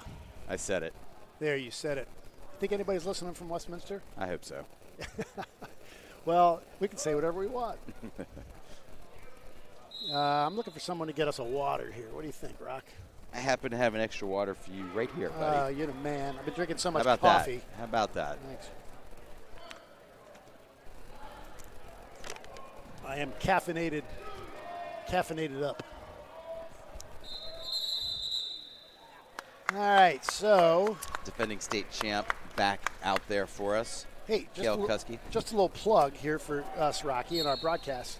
I believe our next broadcast will be the Buckhead Belt, which we started a number of years ago. Encouraged by me, followed up by Billy to make it happen, but it was shameless plug. To make sure that we were wrestling Pace, Westminster, and Holy Innocents to build some interest in the area. And so a number of years ago, we started the Buckhead Belt. All 4 of those schools wrestle, and it'll be a Friday night. I believe it's going to be December 9th. And it may be at Westminster, but we should be able to broadcast that. You'll want to tune in. So the winner is the champion of the local private schools, is the way we look at it. And we are the holders of the belt currently. We are, and part of it was that there was a point where we were not seeing Westminster or Holy Innocents or Pace, we do, but we weren't seeing either of those schools, and they're in the area. And some of these kids had wrestled in our youth programs, particularly at Holy Innocents, and we thought it would be good if we went against them and competed against them. And it's been nice. It's been a good competition. So this North Atlanta kid actually looks like a decent wrestler. Kale has been picking him apart, and you can see the frustration starting to set in. It seems like the points are going to start coming a little easier. He's realizing he's outmatched. Will Lazarus. Why does that name sound familiar?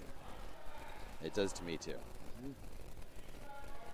Should probably have chatted up their North Atlanta coach. I didn't get to catch him right before we started. So Kale's dad, Joey Kuski, is our official stats master. I'm sure he would know the details. I will catch him and get him over here at some point. That guy, anytime you want to know anything. You know who he reminds me of? You know who I'm talking about, too. No, I don't. Yes, you do. You will in a minute. The dad, kid wrestled for us. He knew every stat. Kid wrestled at Westminster, brother. Nunez. Thank you very much. Ricardo Nunez. Well, I'll tell you that Ricardo was good, but he's nothing like Joey Kuski. I understand. I agree. I called Joey looking for information about weight classes around my son's weight. Joey pulled up his spreadsheet that he had already created on his own. It had now keep in mind, all of the divisions have changed, right? So you couldn't just look at last year's division and pull up all of the state placers. So he'd gone through all of the divisions and everyone who's moved into 4A for every weight class, and has a spreadsheet of where every returning placer is coming into 4A. I can appreciate the help that will give us, but the dude needs to get a life. Hey, there's Max Dean with his child. What is that kid's Maverick. name? Maverick. Thank you. Max Dean, former Lovett Wrestling coach, who works with Raymond James Financial Services, who loves wrestling, wrestled at Indiana and Oklahoma, 2 big-time college wrestling programs. Yeah, multiple-time NCAA qualifier. He was actually an All-American in Greco-Roman out of high school.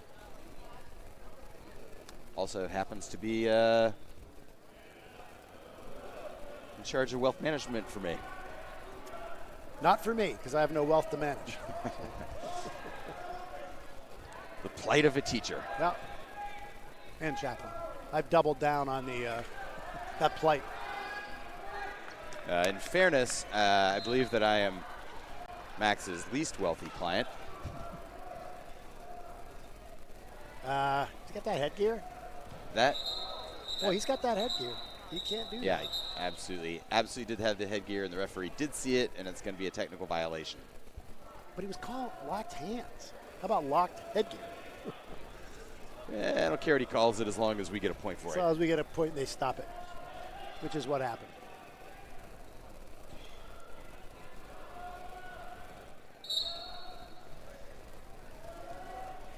Yeah, get off your Connor belly. Connolly here. Get off your belly. His father was another outstanding Lovett athlete. He would tell you he was a good wrestler. It was not his best sport. I can't give you any stats on it. My understanding is that his dad was quite the good soccer player. I believe that Connor is as well, isn't he? I believe so. And Am I making that up? no, I think he plays soccer. I think I'm pretty sure that's yes. I think that's he's pretty good at it. yes. And the fact that he has stayed with wrestling, I'm so happy because for a while there, kids have to sometimes make decisions in middle school, and sometimes we lose them when they love another sport. Right. But Connor has stayed with wrestling, and really glad he has, and I think he loves it. I think his parents love it. They've been very supportive. Technical violation. I didn't see what that one was. So, like I've mentioned, we've talked about Jake Kennedy being national standout in tennis. Connor here. We've got a very good soccer program these days. If you're not aware of that. As part of the soccer program, you've got Christian Bell, defending state champion for us, who's a standout on the football team, who's looking to play college ball. I would love to see him wrestle in college instead and think that he could be impactful there. Man, I think a coach would love to have Christian Bell wrestling for him. Yeah. I mean, you just don't see at those weight classes that kind of speed, really. At 215 pounds last year, he was shooting, picking guys up off the mat, holding them in the air, dropping them on their backs. Trolling them around. Yeah, you just don't see that at those weight Setting them classes. Really fast shots and the ability to pick opponents up and put them on the mat where you want them. Yeah. Oh, the fans don't like it. It wasn't a big deal. I He didn't drop him hard. He wasn't trying to hurt him. I agree. Now, as a fan, you give the big O, seeing if you can get another penalty point out of the ref. It's- Why not? But it's, but it was fine. He's fine. Double it's- cross hard. You want to see him? You want to see trouble. He needed to keep that left leg up and driving across. The second he let his left knee hit the mat, that's where he lost the potential for getting that takedown there. You get in that double leg position, you want that outside leg up, and you want to be driving across. You want your head up. You want to use your head to drive them as well. Once you get to both knees, you're in trouble. 6'5", North Atlanta on 6'6", tied up. 6'6". Got a good match. Yeah, they just changed the score and nothing happened. So I'm guessing they're catching up on the scoreboard. I believe they need to catch up on the periods that they're showing up there. Yes.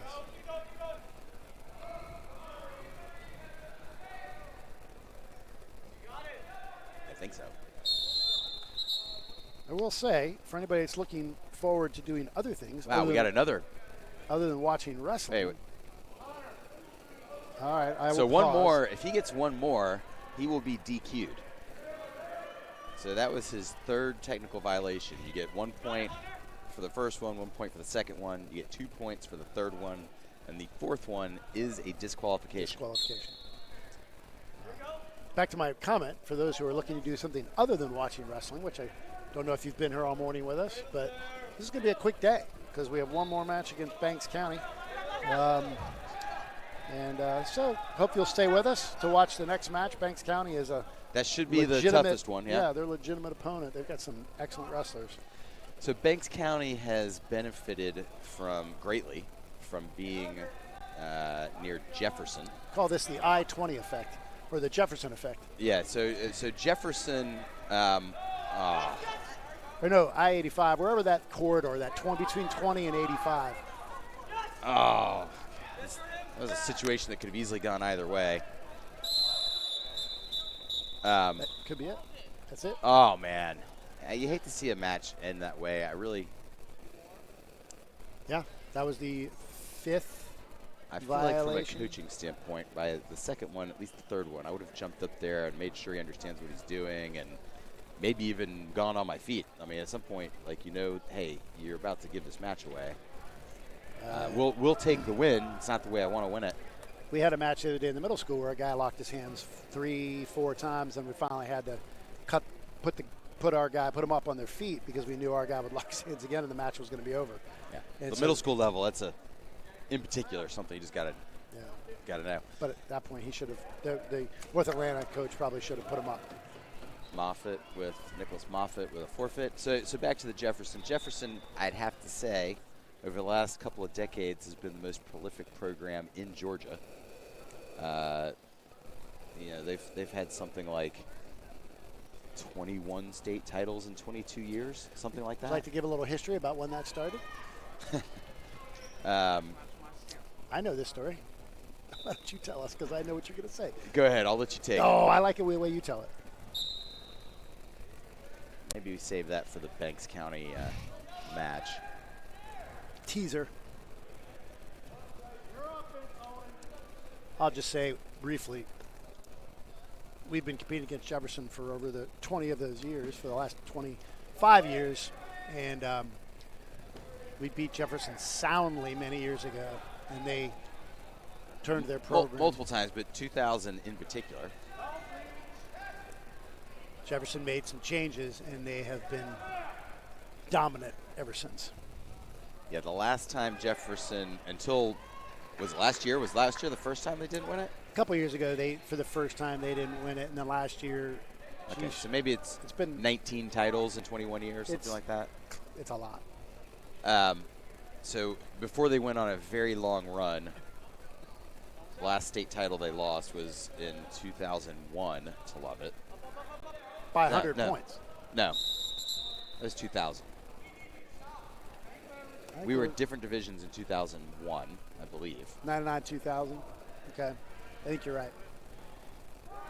Then Coach Doug Thurman over there, who's a legend in Georgia, went on the longest state championship streak that any coach has had. He wound up beating Coach Jim Glasser for the most state titles.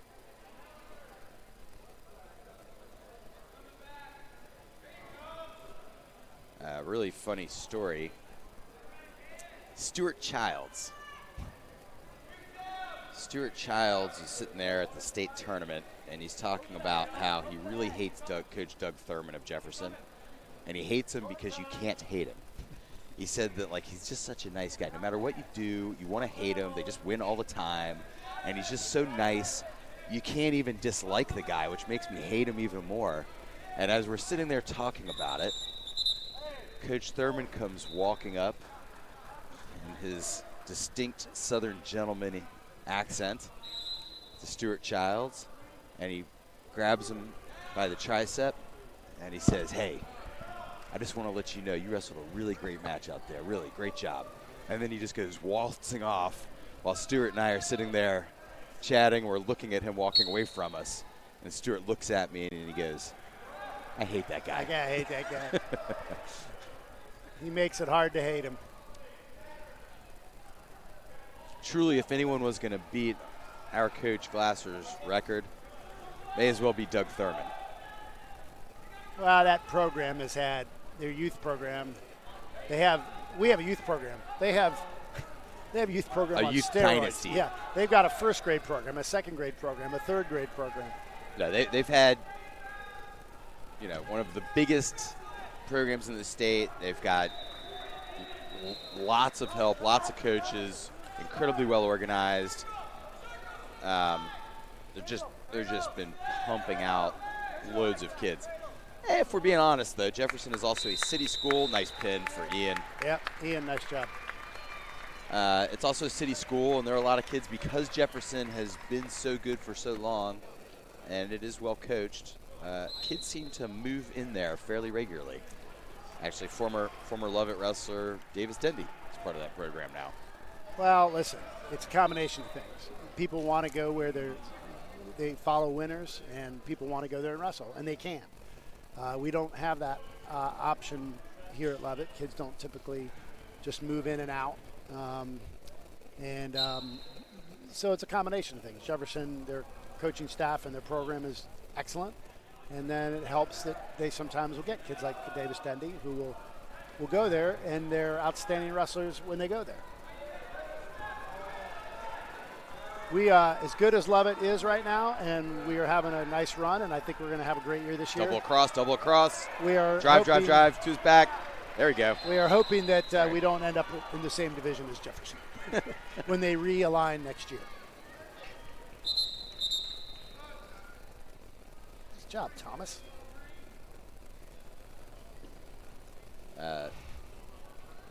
Truth be told, I do think it would be an interesting matchup, us versus Jefferson this year.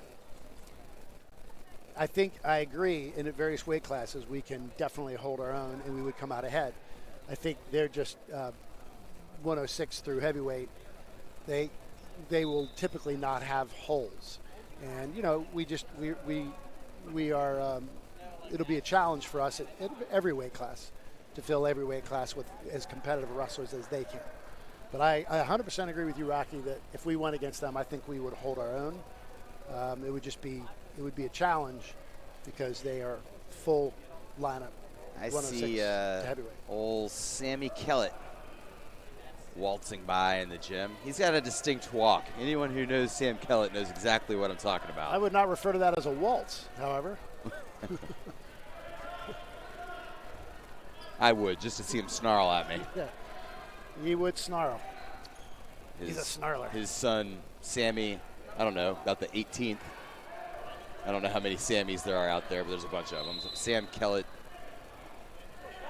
4th or 5th, is here. He is competing for the Love Wrestling team.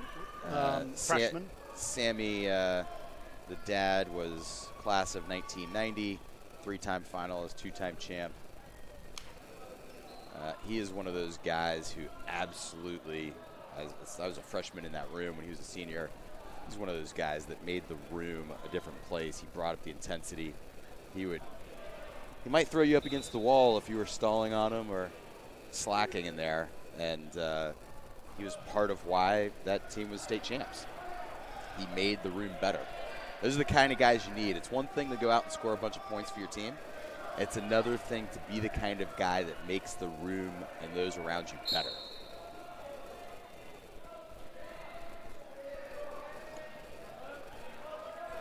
Well, Thomas has been working that cradle today, which is great. Got to have a couple of go-to moves. That cradle seems like a natural thing to do when you're 6'4", and your arms, you're all arms and legs. Right.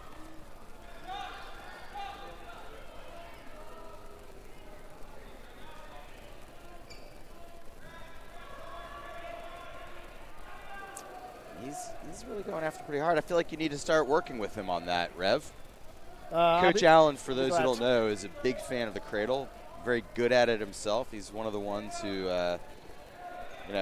again, we've always let different guys teach different things, teach what they're good at. The cradle was always Coach Allen's department. Well, I like the cradle and the barbed wire, not the butcher. Series. A little roll through cradle, I like it. Also known as a suicide cradle. But if you do it correctly, the way Coach Allen likes to teach it, where you're trapping the arm so they can't post an arm out. If you trap that arm when you roll through, it's not all that dangerous. So named because when you roll that, you put yourself in danger. You're rolling crusher and back. And probably a name that might need to be changed at some point. I guess that is the world we live in now, isn't it? Yep.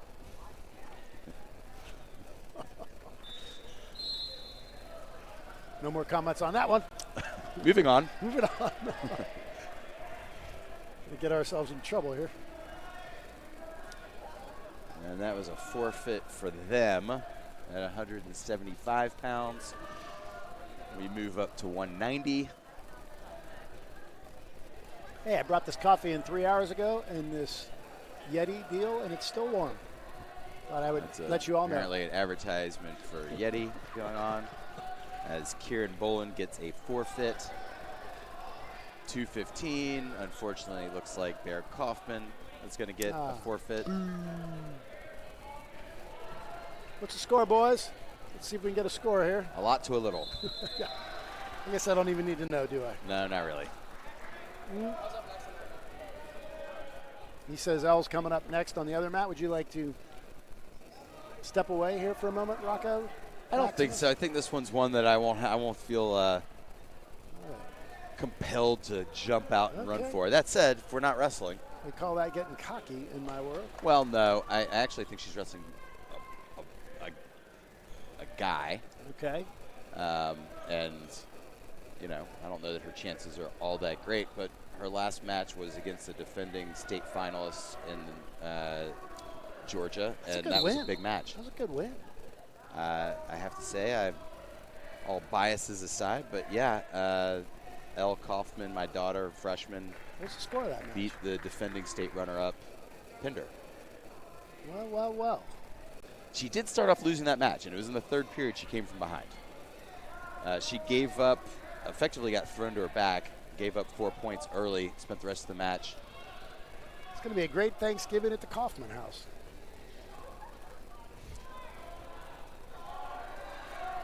And Patrick Coach Smythe. Jerry Goldstein, the legend, is over here motioning to me. I've got no idea what he's saying. He's looking for Elle Kaufman. They've lost her. Great.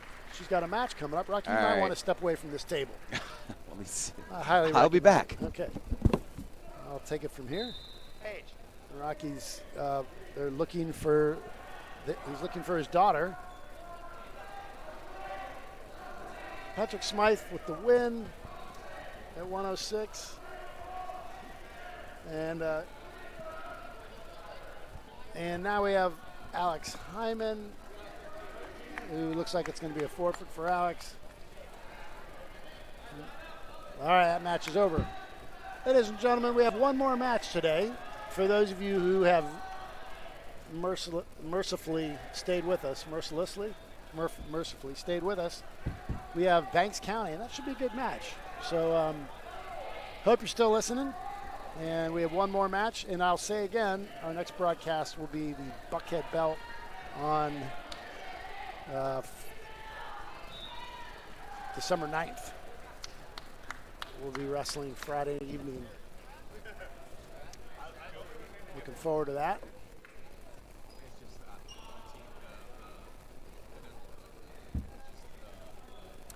Jack Keegan giving a wave. I don't know if you can see that anyhow. So Elle Kaufman heading down to her match. They found her.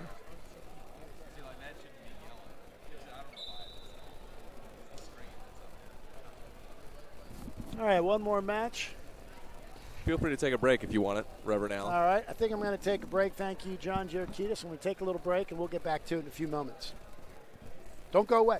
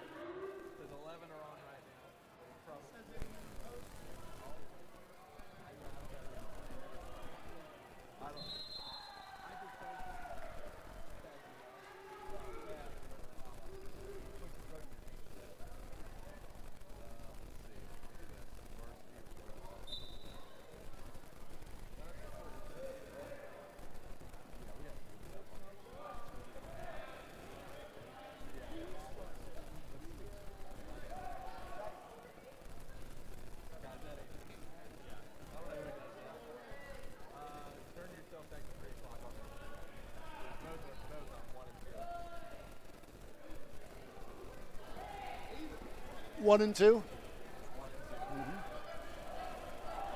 got help with 600? 600 throughout. So that you can turn it off, turn it on. That counts as 2. Can you hear me anymore? That's a lot. Yeah, I can now. Okay, Okay. good. I couldn't a second ago. All right. You good? We're good. All right. Welcome back, Levitt wrestling fans. Rocky Kaufman, Steve Allen, and our final match of the day versus Banks County. And Now, this is going to be a real one. the Leopard wrestling program. It's not a mascot usually here in high school much. The Banks County Leopards. Is that L wrestling over there? It is. You're trying to keep your eye on that one, I'm sure. Eh. Right. Eh. All right, looks like we are starting maybe around 132 in this match. 132? What is she? 132? That body is not the body of a 106 pounder. Yeah. All right, so we're getting ready to go. 132, Lubbock and Banks County. And it might be 38. They've got if this is Mullins, he was a state placer, 5th last year. If this is 138. By the way, the coach from Banks. I recognize this kid, and I know that he's good. Yeah. The coach from Banks County is Forrest Garner, former Jefferson wrestler. Oh yeah. You may remember. I've seen him around for a long time. I definitely recognize him, but I didn't realize it was Forrest. He was a Multiple time. four-time. I Four-time? believe he was a 4-time state champ for Yeah, Jefferson. if I'm right, he beat one of Lovett's guys one year, and I thought we should have beat him. Might have been one of the Almonds. So it was, Daniel. Andrew Allman. It was Daniel? Andrew. I'm sorry, no, Daniel. Yeah. You're correct. And I think Daniel. It was. Was that the one with the infamous last-second call, or was that a different one? No, this is one where he had kind of a headlock thing, but he was flat on his belly, and Daniel couldn't get his head out. That's all he had. Otherwise, Daniel had complete control. That was the over last second. Yeah, yes. yeah. And we were never Oh, given man. any points for that. I wish the Almonds were listening, because right now I'd say Daniel got cheated. Might be a strong word, but it was a call away from him being a state champ. Yeah, it was actually just as upsetting for Andrew as it was for Daniel. Like Andrew, I remember very specifically, there are twins. Andrew did win a state title that year, and Andrew was distraught for his brother. As the Almond parents said, it was the highest and lowest you could have on the same night as twins. Can't imagine. One kid winning, one kid losing, and that was the end of their career. So this could be a tough match right here. Again, Cale Cusk, we've talked about him earlier. Defending state champ. He was a state champ as a freshman last year at 106. He's gone up multiple weight classes. We also, earlier we were talking about how Banks County has benefited from being near Jefferson, and you just pointed out a 4-time Jefferson state champion is the current coach over for the Leopards now. We will refer to them as the Leopards as much as we can, because we just like saying it. The Leopards. Leopards. All right, so if this is right, this is Elijah Mullins from Banks, who's a state placer, 5th place last year. But, of course, he was more likely at 132 or 38. So the size difference versus Cale's experience, which is. So you saw him kind of run out of bounds to avoid the takedown there, and I don't necessarily fault the referee for not calling it. It could have been called for fleeing or stalling or something, but it's the kind of thing that you can kind of get away with once. You're not going to get away with it twice. That's unfortunate. Takedown 2. I will tell you this, Cale's pretty savvy, so we'll see where this match goes. Cale usually finds a way, but again, this kid is no slouch. You know, I mean, he's effectively wrestling up a weight class against a defending state placer who's expecting to place high again this year. But this is the kind of matches that Cale likes. He wants to go after these guys. Man, he loves right that. hand across, there you go. He loves that You got bump. at least 2, going for more backs. He's counting. He's counting. Pinned him. That was a big mistake this guy made. He was trying to get fancy, you know, funk roll, try to roll through, and he was in a bad position to do it. Cale just dropped his hips, was in good position, was able to capitalize, and as we saw earlier, expect quick pins out of this referee. Now, the back points were absolutely legitimate. Couldn't see the pin. The pin was on the faster side for sure, but that's what how he's been calling it all day long. So it's good to be on the good side of that. Yeah. Yes, it is. They're over there. Banks County wrestlers are talking about what happened. The guy that got pinned, Mullins. Man, didn't it's tough believe giving was up all one. these forfeits, isn't it? Yeah, it's too bad. It's making the day go fast. Indeed it is. I'll have time to go get my meat injector before Thanksgiving tomorrow. I'm a classic guy griller, guy turkey maker. I like to do that thing that so many men do where Paige basically does all of the other cooking and she preps the turkey, and I go outside and fry the turkey, and I take full credit for cooking the day's meal. I'm more of a modern man, Rock. I do the whole thing myself. I prepare it, brine it this evening, all night, get it out in the morning, inject it after I get my meat injector later today because I broke mine last year. Inject it with some juices and some butter and some other stuff that's probably not very good for you. So everybody talks about whether or not they brine or they inject. I do both. We cheat. We do both. I do Yep. both. Why would you not? Why would more flavor? I want flavor from the inside and the out. Why not? As Jeremiah and my family used to say, it would be flavor blasted.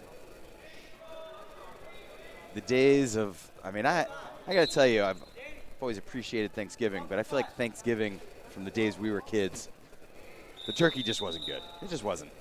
Oh, geez. Glad that was out of bounds. Yeah. Connor, this guy wants to throw you, so let's be careful By about the way, that. Banks County loves to throw. You got to go against these matches knowing it. The Leopards love to throw.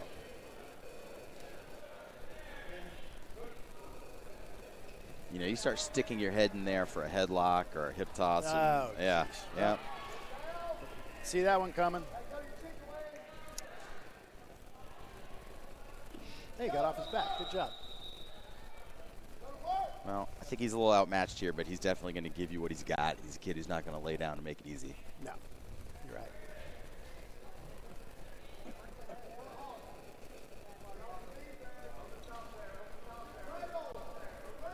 There will be one more round, round 5, but mercifully, we will not subject you to that. Once he scoops that arm, we're in trouble. And he scooped the arm. Oh, nice job, Connor. Oh. Not as nice a job there. And pin. You're right, he calls that pin pretty quick, even though Connor was definitely in trouble. Yeah, it was. It's a tough kid. That was going to be a loss one way or another.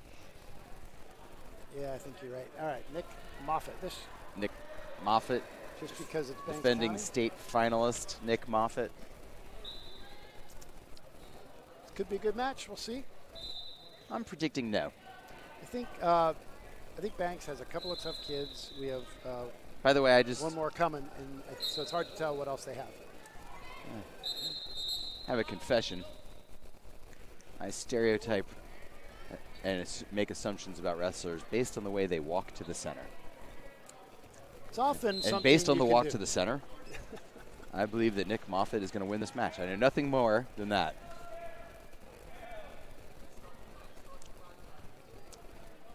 Those of you who have wrestled for a long time definitely know what I'm talking about. Yes. I would tend to agree.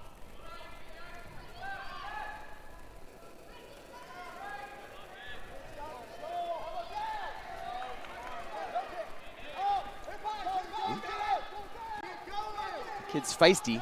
He's outmatched, but he's feisty. He is feisty. We need to settle down. When you're better, more physical wrestler, you got a guy's constant motion, slow the action down. Weird thing to say because usually I like to see more action, but in this particular case, what? A lot of screaming going on from the From the JV mat. the JV mat over there.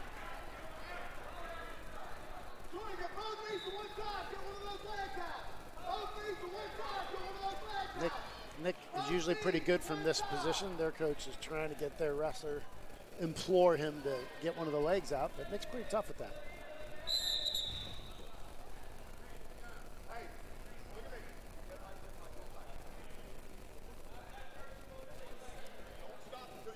So the score is 2-0. Feels like it should be more. Lovett's winning. First period, 43 seconds to go. By the way, we will have a rematch later this morning in this match of last year's state finals between Alex Hyman and Angel Cruz. That was last year's state finals at 113. Today they'll be wrestling at, I believe, 120. Hopefully. We'll see. I think Coach Maldonado wants that matchup. Well, it's funny because if you're Banks County, you should want that matchup. Yeah. Might as well. And there are a lot of kids out there who wouldn't. They won the match last time. You feel a little bit like you're at a disadvantage there, but Alex Hyman's just the kind of head case you like in wrestling, where he's not going to care. He's going to want to go beat him again. Good job. Nice job, Nick. That's a way to cover that. There you go. Good job. Good job with his weight. Nick Moffitt. Kept coming back and forth. The guy was a roller, and Nick kept him there. Nick's parents have been doing a great job helping out. Food for wrestlers and coaches, and anything you ask of them, they're going to be there to do. All right, Ian Horan back out for Lovett. Did I hear that Ian's mother might work at Lovett? She does. She is the school medic. I'm not even sure if we call her a nurse anymore. Yeah, she's the school. I think a nurse is still a nurse. I don't think that one's changed. Okay, but yes, you're right. She's But a it can school be. nurse. But you can be male or female. Hey, we have a guest here today. And look at this. Jeremiah Allen, former Lovett wrestler. Welcome, Jeremiah. Former stud Lovett wrestler, Jeremiah Allen. Today's broadcast. I'm glad you finally got out of bed and can join us for the last 7 matches today. Yeah, this is our last duel of the day. Classic college show up. Oh, is it almost over? Yeah, we started at 9 o'clock. But yes. Tebow's not coming. Tebow Brooks? That's too bad. Some guys just can't get out of bed. Don't give up the headlock. Don't give up the headlock. You got to keep your head out of there. There he goes. Got 2-point takedown. Return to the mat before you get a stall call, preferably. I would do a front trip here. Out of bounds. Push. Something. Taking too much time there. Oh, I see Wells Camerson. Wells Camerson, former Lovett. Nice attempts. Interesting. I don't know who's going down, but someone's going down. That's not good. That was too bad. Wells Camerson, former Lovett State finalist. Nice. And Jeremiah, former Lovett 2-time state placer, before he blew out his shoulder his senior year, unfortunately. I was going to call him a finalist. Was he not a finalist? The kid that was in the finals, he had beaten 11-3, and unfortunately Jeremiah didn't get to compete against that state tournament that year because he blew his shoulder out, which was a bummer. But anybody else we see walking the gym now that it's 11:15? So we've got 5-5 here.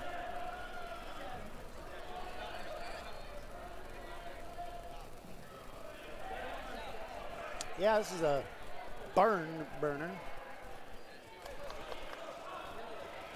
It is funny how people are starting to show up Yeah. as we're about to be done.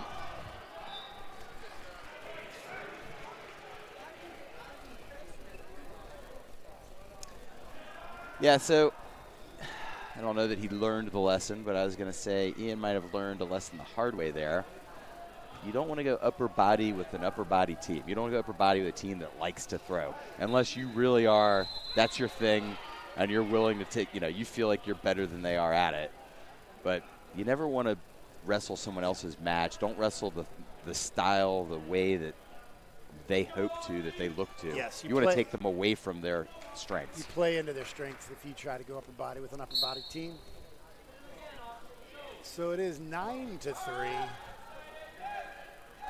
Lovett is losing this one. He's trying to shake him off here. He built the table, as they call it, with that left leg. He's got that leg up on his leg. Now we're back in trouble. He had a moment. He had hope there. So when a guy's got leg in, see if you're watching, you see how he's trying to shift his body underneath that, his opponent's right leg.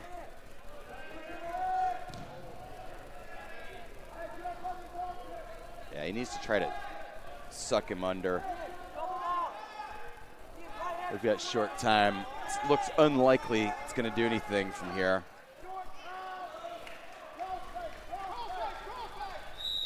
Yeah. Wow, the score was changed a lot since the last time I looked at it. It was showing 5-5 at one point, which didn't make any sense really. Yeah, I think they had that wrong. And now we are 9-3 for the bad guys.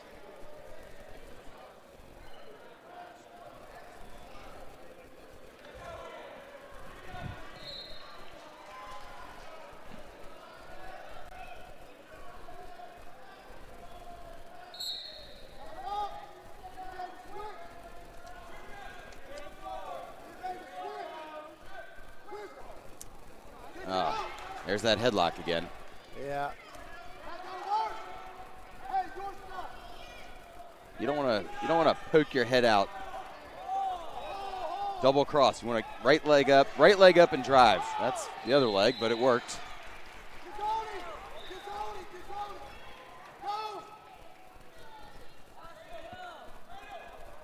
So Ian's hanging in there. It's 11-5.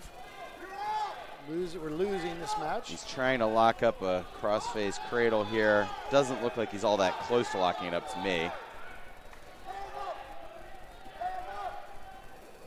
We've got a lot of time on the clock in this period. Minute 10 left. Given Banks County's, he's given up that leg there. He needs to hip. Yeah. given Banks County's tough lineup and our guys that are missing, this would be. Oh boy! Again. There's that quick pin There's again. that quick pin. Yes, he rocks back to his shoulders. I mean, again, it is a quick pin, but he's been calling it that way all day. Yes. For us and against us. So that was one. It's been for us much more than it's been against us. Didn't work in our favor.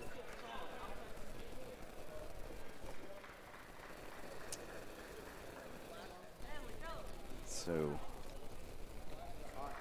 Thomas Robinson, or T-Rob, as I've heard him referred to,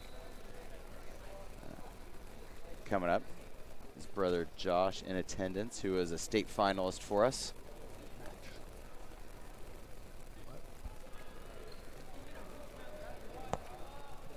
All right, now the team score is 18-12 Banks County.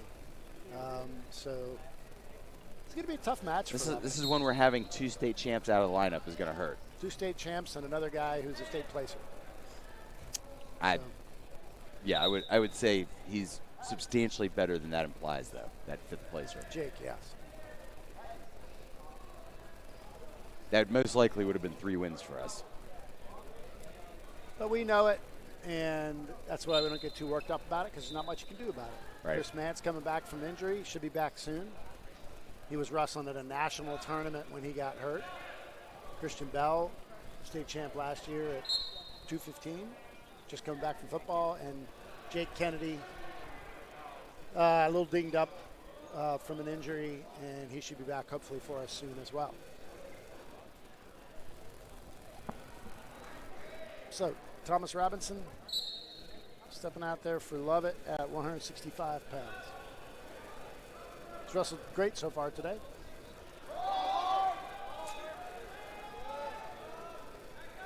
I'd say that he broadcast that shot a little too much. This is a contrasting body style. I think Thomas has this kid by about a whole head of. I think it's more than a head. 4 to 5 inches. Turn quickly, drive it. There, finish. Come on, there you go. Good job. Good job, Tom. And there he wants that cradle. Talked So about that last an interesting thing, and this doesn't always hold true, but when you see long, lanky wrestlers, they tend, I don't want to say it at this point. I don't want to get proven wrong here. Ooh, that's dangerous with this ref. Yes, it is. I would not, he did not have that Loctite enough to be trying the roll through cradle. Thank you for that, Rocky. It's a suicide cradle. Yes.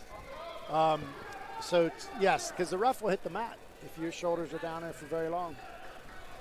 A defensive pin, they call it. You can be in the top, the advantage position, But if you're on your back for a 2 count, in this ref's case, maybe a half a count, you can be called for a pin. Keep that leg. Yeah, He hooked himself up there. Yeah, that's a mistake. Like it's so tempting when you're in that position with your inside leg to hook over the top of theirs, but it's actually to your deficit to do it. He's got 30 seconds to get out here, and I think he's got a chance. No, that's the end of the period. I am obviously looking at the wrong thing on the clock. It's 3-2, Banks County with the lead. No. This angle, that 0 looks like a 3.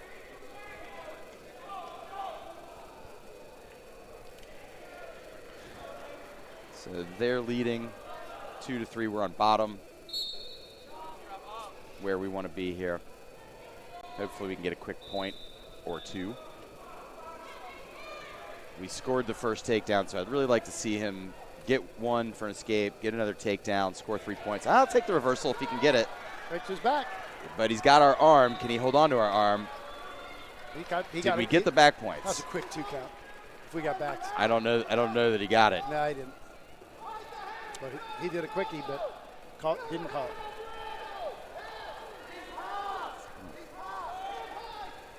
So we got a reversal, winning 4-3. They have biscuits at the concession stand? Upstairs, might check usual place. He's got the cradle locked up. He's got him on his back. Well, but- Short-lived, though. I think we got 2 points out of it. We did. 2-point near fall. So he's getting that cradle, but he's not getting it locked tight enough where he's been able to keep it. It does look like, his opponent seems to be wearing down a little bit, but he still has spurts of energy. He's going to wear him down some more. I will say this. Don't let him out. Don't let him out. Thomas has been wrestling. This is his, 6th year in the program, 7-8. Started in 7th grade. So Thomas is a savvy Lovett wrestler. So that will hopefully work to his advantage. Like to see him, even if it's not a pin, love to see him get a couple more back points, put a couple more on the board here.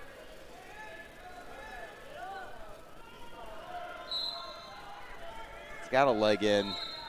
I don't know if that's really okay. Coach Thompson yelling, "Hip it," trying to tell him to hip it over. That cross-body ride as they call it. You get that leg in, you want to drive across at an angle. I don't know what he's doing here. Well, I don't like where his left arm is on that.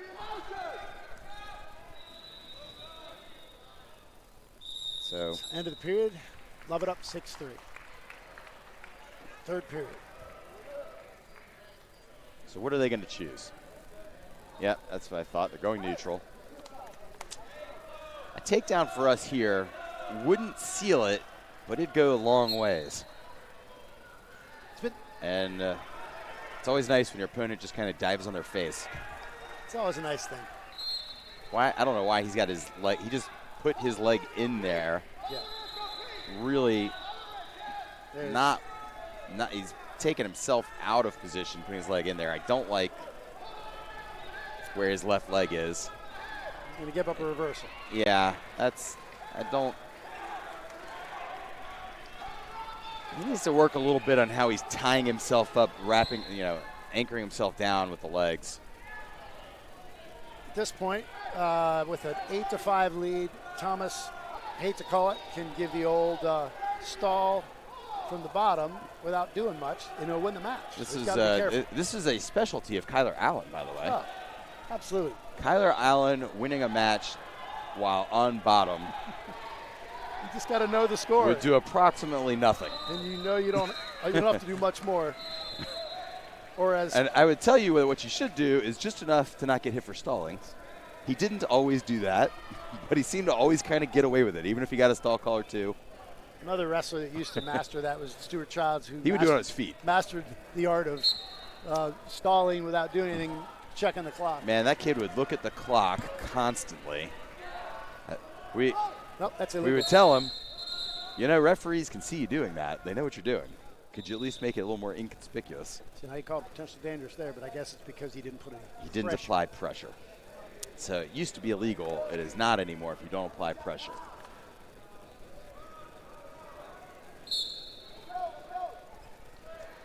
It is, and I understand. I actually, from a pure logical standpoint in terms of how it can hurt people.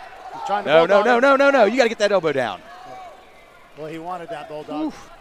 This is a bulldogging team. You better keep that leg. You need to be swimming for the head right here. Swim for the head, which means You want your Thomas. or go out the back. Yep. Literally pushing off his butt here, going out the back, or on the back of his thighs. They may call We're in pretty stalemate. We're in pretty good shape there. I don't want the stalemate. I want a time to go out the back. He's pushing off there. Heads out. Heads out. He's going to get two. There we go. Nice. Get out to the side, Thomas. And that should do it. Short time. That's a big win for Lovett. That's a nice win. It is a nice 7-5. win.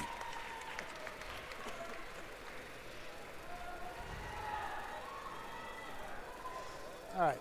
For a match that really could have gone either way, that was a good win for Thomas and for Lovett. I did think he was the better wrestler there, I but there were agree. certainly times where, to your point, it looked like he could go a different direction.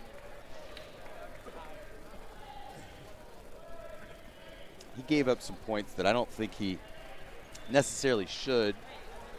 He's got some things he can clean up from that match to where he can improve upon that. All right. We got 3 more points for that. Lovett did. It should make the score 18-15 if I'm keeping track.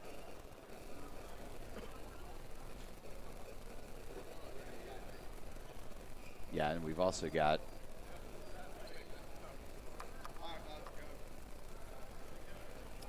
Jack Geegan sitting here keeping score instead of wrestling today, which is unfortunate. He is one of those guys that could definitely make a podium this year. One of the guys we're talking about not in the lineup right now. Too bad we had to forfeit that weight class. 175. He's been wrestling up. Well, last week wrestled up. He got dinged up a little bit. I expect to see him out fairly soon. All right, so Lovett picked up a forfeit at 190.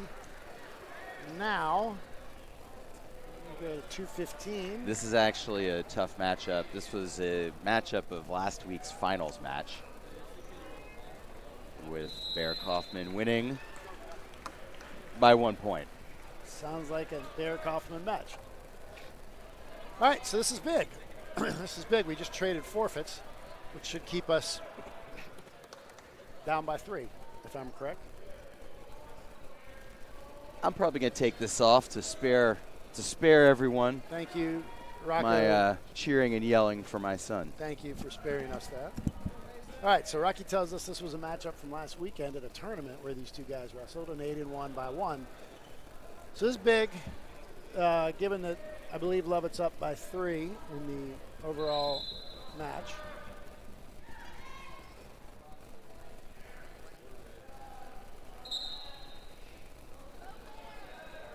Aiden does what he does very well. He knows what he does and usually sticks to that.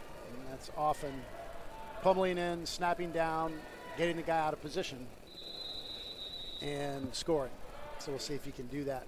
Clearly this guy knows what's coming if they wrestled last weekend.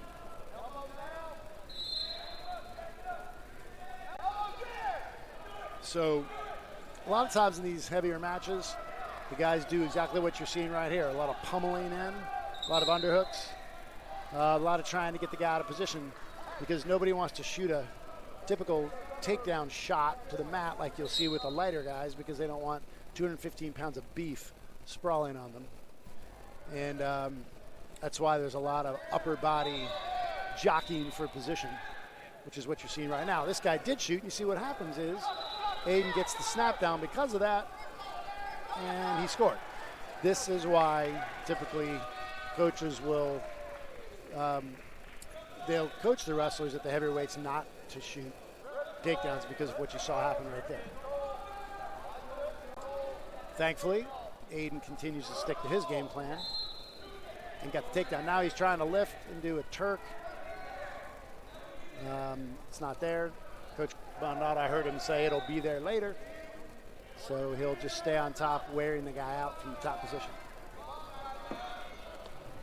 Jeremiah, welcome to the broadcast. Remember, we're on a broadcast. It's good to be here.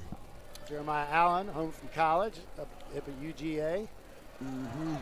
Last time you stepped on a mat, you were wrestling at 126 pounds. I don't believe you're anywhere near 126 pounds now. Would that be safe to say? I've gained a little bit of weight, that's for sure. Yep. In a good way. Yes, we see a lot. We see a lot of wrestlers here who look like they put on a few pounds since graduating. You being one of them. They have Clay Metzger over there on the JV matches. He looks like he's put on a few pounds. It's Clay Metzger, yes, not Walker Metzger. How's the college scene going for you? It's been good. The Georgia Bulldogs are getting it done. Playing Georgia Tech this weekend. They are. That's a big. You're going to be in Athens, I trust. I will be. We should steamroll them. All right. Always be careful about how much cockiness you go into that game with. It's like a wrestling match. Got to give your opponent a certain amount of respect. True. Until you shove their face in the mat. Until you shove their face in the mat. So, as I was saying a moment ago, they're now back to their feet, where there's a lot of pushing and shoving going on. Not a lot of shooting. They wrestled last weekend in the finals, didn't they? They did, and Rocky was telling me it was a one-point match. Typical Aiden Kaufman match, winning by one. I think I see Max Dean over there. Yep, Max and his little one, Maverick. He has a daughter? Oh, No, that it's is a a boy. son. That is a boy. I won't tell him you said that. Maverick Dean. Great name.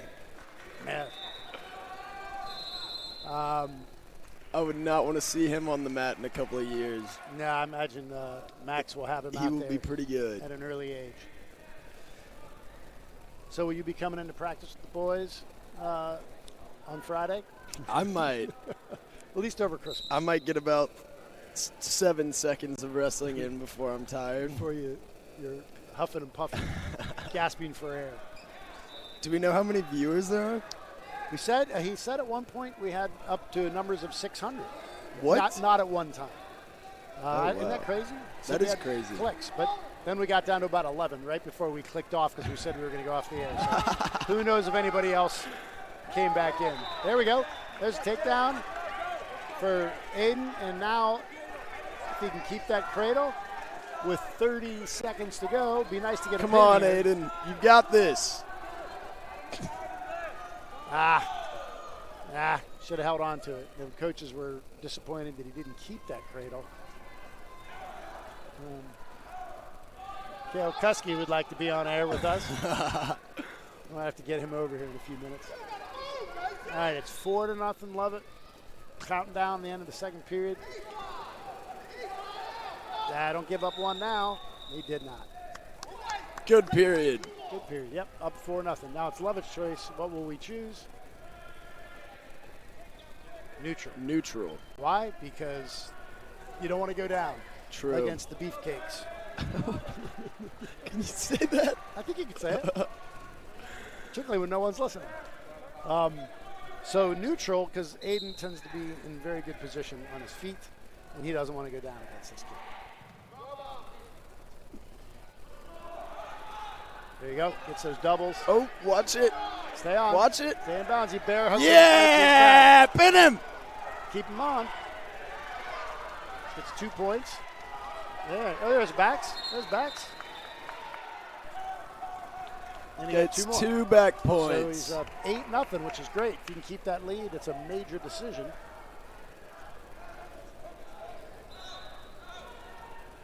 All right, he's going for the old Rocco. Yeah.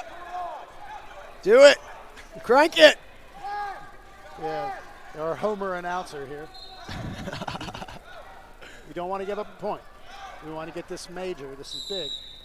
So there's a minute to go, and a minute and 6. And Lovett wants to keep the major because we're up 8-0. If he gives up a point, we only get 3 points for the decision. If he keeps the 8-0 lead, we get full. Well, I had a conversation with the Chattooga wrestling coach in the room 200. Did you? Yes, and it seems like they have a young team He was explaining to me that and same that they thing. haven't won a duel today. They've been typically very good. They've got a lot of kids that do youth wrestling, but it's going to take them a year or two to. For instance, that 106-pounder for them is very good, but he's just undersized and a freshman. So they've been taking it on the chin. They have been. It's good you brought a little insight. Oh, man, that is too bad. You cannot grab headgear in wrestling. That is not Wait, allowed. Did we get that point? We got that point. Okay. I thought they were giving them the point. One green. Good call. So it's 9-0. Gives us a little breathing room. 1 point breathing room. Now if he gets away, we're still in good shape. I want to go wrestle Max Dean's son and pin him right now so that when he's good in the future, I can say I've You can pinned say him. you pinned him when he was 1.5 years old. I don't think I want you to do that because he'll make Max mad. Yeah, then I would get pinned by Max. Dean Nick Howell here today. Hello, Dean Nick Howell, here to watch some of his wrestlers. And Tebow Brooks couldn't make it out of bed this morning. I like that, calling out Tebow and trashing him while he's not here. There we No, go. to make it better, he was actually helping his mother move things from their house. All right. Well, that's nice. Good for you, Tebow, if you're listening. But you probably aren't. All right, so we got a 4-point decision there. See if I can get an overall match. 25-24, love it. All right, that was a big point. That puts us in the lead. Who do we have now? Well, we're going to have to forfeit heavyweight, which is a bummer because we don't have Christian Bell yet because he just got back from football, as we've been explaining to our fans, all three of them. And he needs to buckle up his headgear before he walks on the mat. He does. And he gets forfeit. So now we're down by 5. Good news is we have Smythe and Hyman. Who's our heavyweight coming in? Well, what Lovett will have to do as the year moves along is bump either Christian Bell or Aiden to heavyweight, depending on who they want. So I forgot how small 106-pounders are. They are. And the Banks kid weighs all of a whopping 101. And Patrick Smythe weighs all of a whopping 106. So Patrick has done quite well this year and today. So let's hope we get a win here. We got Hyman coming up. Hope we get a win there. But although the Hyman match is going to be a barn burner. Really? That was state finals last year. Oh, This kid he lost to. that is a good match. Alex Hyman wrestling in college now. Long Island University. Nice little shot. Got Patrick walking into him and shot. Patrick's pretty experienced, so let's see how he fends this off. Okay.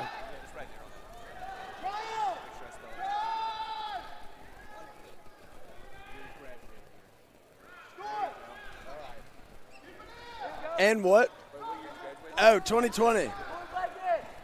All right, so Patrick fought him off nicely, gets the 2. Good job, Patrick. And again, that's just experience. Patrick has been wrestling for so many years. He just knows how to fend that off. Now he's going to go for the barbed wire. And looks like he can get it. Yep, got that. And, oh, Yeah, you got to feel that rolled roll. through. You got to know he's going to roll through on that. All right, 4-0. You got some back points there. Did everyone make weight today? Yes, I pity the guy who doesn't make weight for Yeah. Lovett. So yes, that's It's never not an an issue. option. Not an option. Not an issue for Lovett Wrestling. Can't even tell you the last time someone didn't make weight. There we go. Nice. Walk it back. There you go. Nice. Who was the last person who missed weight? Didn't Granger miss weight one time? I don't want to say names.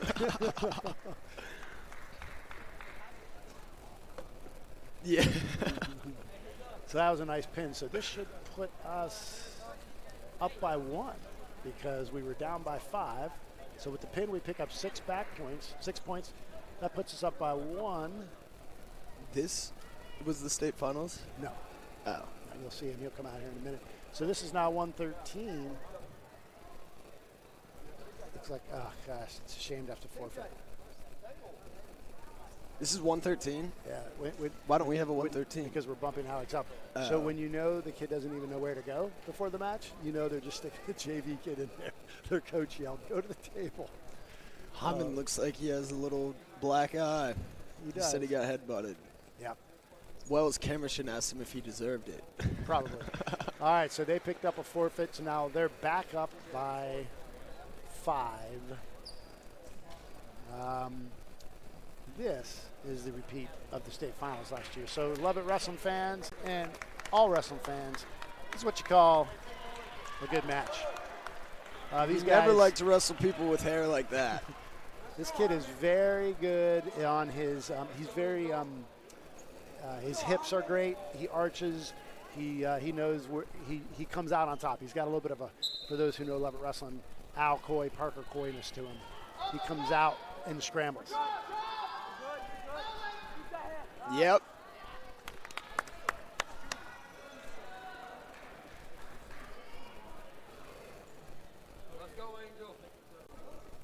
All right, so just keep your eyes on this one, guys. This is this promises to have action. My understanding is last weekend the match went into overtime with Alex winning.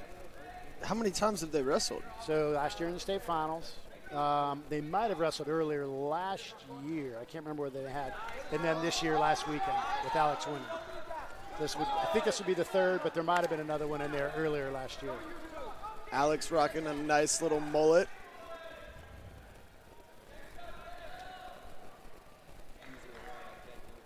Okay.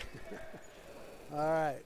Yeah, I'm not even sure. Do you even call that a mullet when the whole hairdo is just long? It looks like a perm. Oh, you know about Alex. Yeah. That's about the other guy. All right, Alex gave up 2 there. Oh, watch the shoulder. All right. So, Come on, Alex.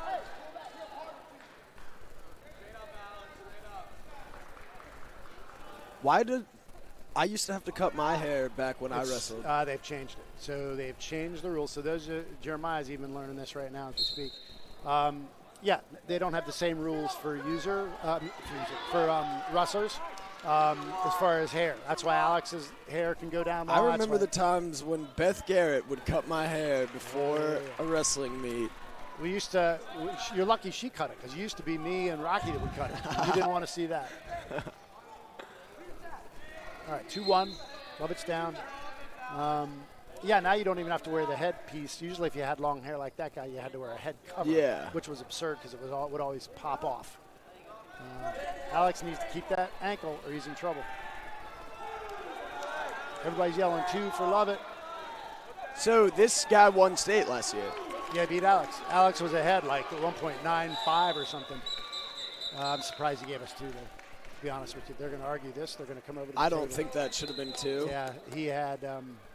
Yes, Alex had the ankle, but He had the leg. Yeah, he had the and leg. he was not behind him. But if we get the points, we get the points.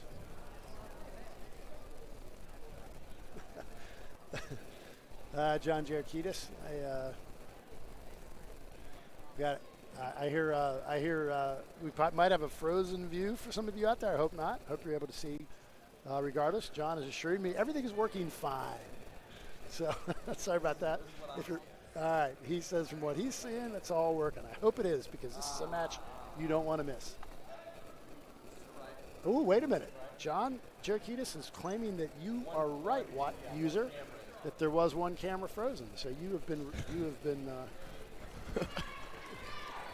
Yeah, all right. And Finn Bresnahan just texted me and All right. said, good job on the broadcast. I tell you guys, if you text us, we will give you a shout out. So, hey, Finn Bresnahan, former Lovett Wrestler. Okay. So, Brian Overly, you have been redeemed. John said you were right. One view was frozen.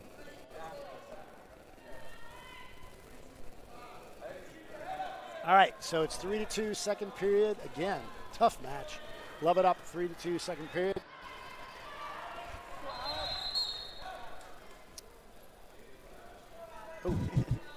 Caught that leg coming in. In the state finals match last year. So they gave him the points. Yeah, they did. Oh, nice job. Good job! Wow, that was nice. And this is He see is what I bridging. said. See this guy bridging? That was a good bridge. He is really tough there. Looks This like is he what was happened going to last snap year. his neck at one That's what point. happened in the state finals last year. Alex got the guy near his back, and he bridged like nobody's business. And the kid came back and won late. So it's 7-3. We got backs there. But I'm telling you, 73 lead is not safe against this kid.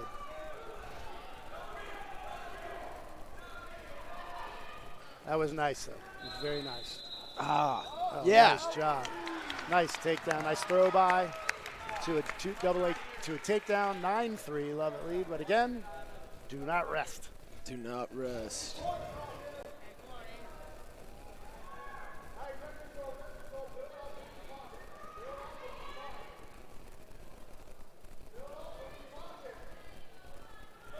We'll take just a win, but boy, if he got a major here, this would.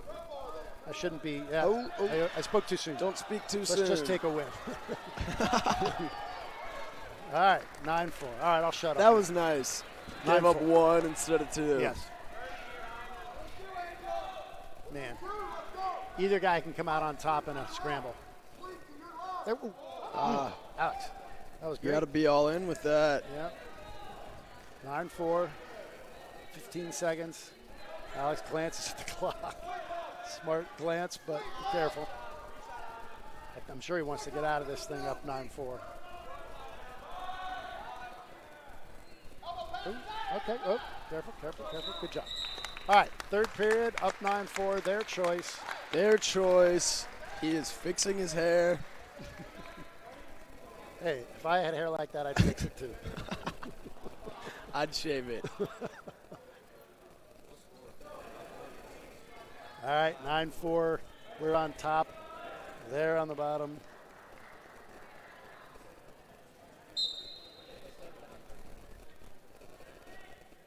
Alex has got his arm. Ah.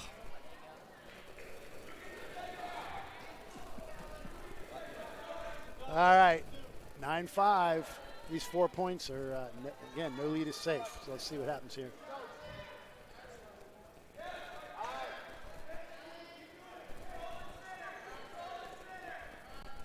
Good match right here. Oh, nice. Chase it down. Watch yourself.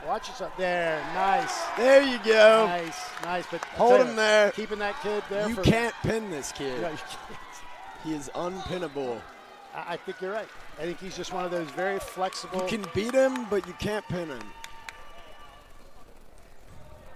I won't call him a back technician because he's probably not there very often. But I will say he is really good at getting off his back.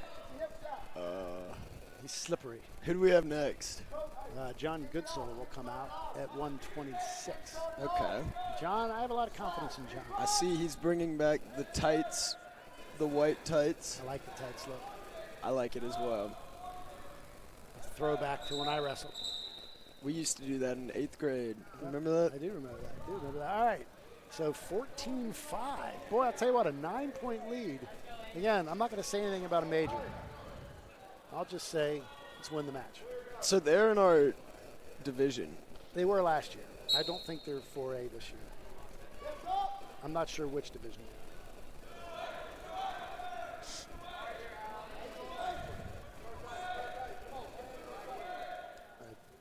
Okay. Now it's 14-6. That's the 8-point lead, but 30 seconds is a long time. All right. Alex, I think somebody's getting a takedown before this thing is over. Now you have to be careful. They're going to be going for big moves. Yep. Just get out of here with the win. Oh, Yeah? man, watch yourself. Oh, watch yourself. Boy. Oh, no. There you go. Nice job. Good job, Alex. Nice Big, try. Big Long-haired win. guy. Big win. Big win. All right, Alex, just be cool. Be cool. Don't do that. Just go to the middle. Just be professional, if that's possible. Good win, Alex. That was a great and a major. Boy, that was nice. Oh, don't Keep your straps on. straps up. Is he going to hit him? Please don't, Mr. Referee. Thank you. Got to keep your straps up in a wrestling match. We all know that's kind of a standard. Don't take your straps down until you leave the mat. All right, that was big. That was a major, which should put us up. I'll get the score here.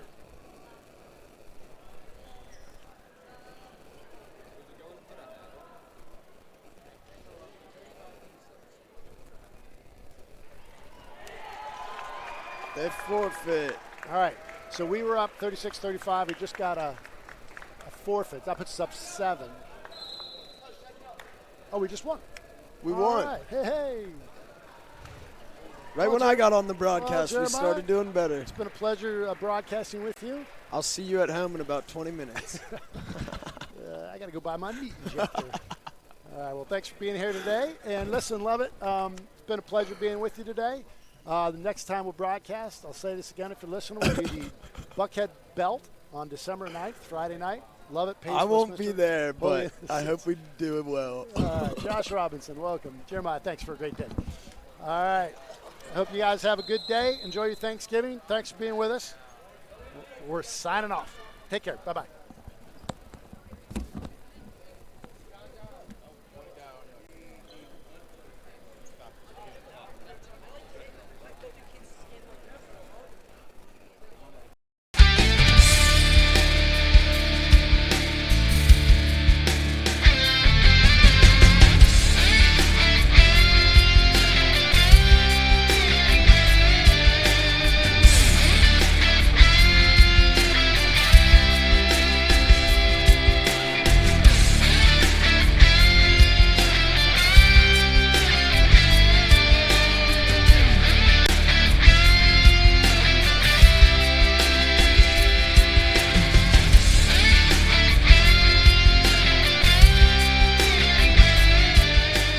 Online sports coverage of Lovett Athletics is brought to you by the Beery Cummings Group of Dorsey Austin Realtors, Bait Point Advisors,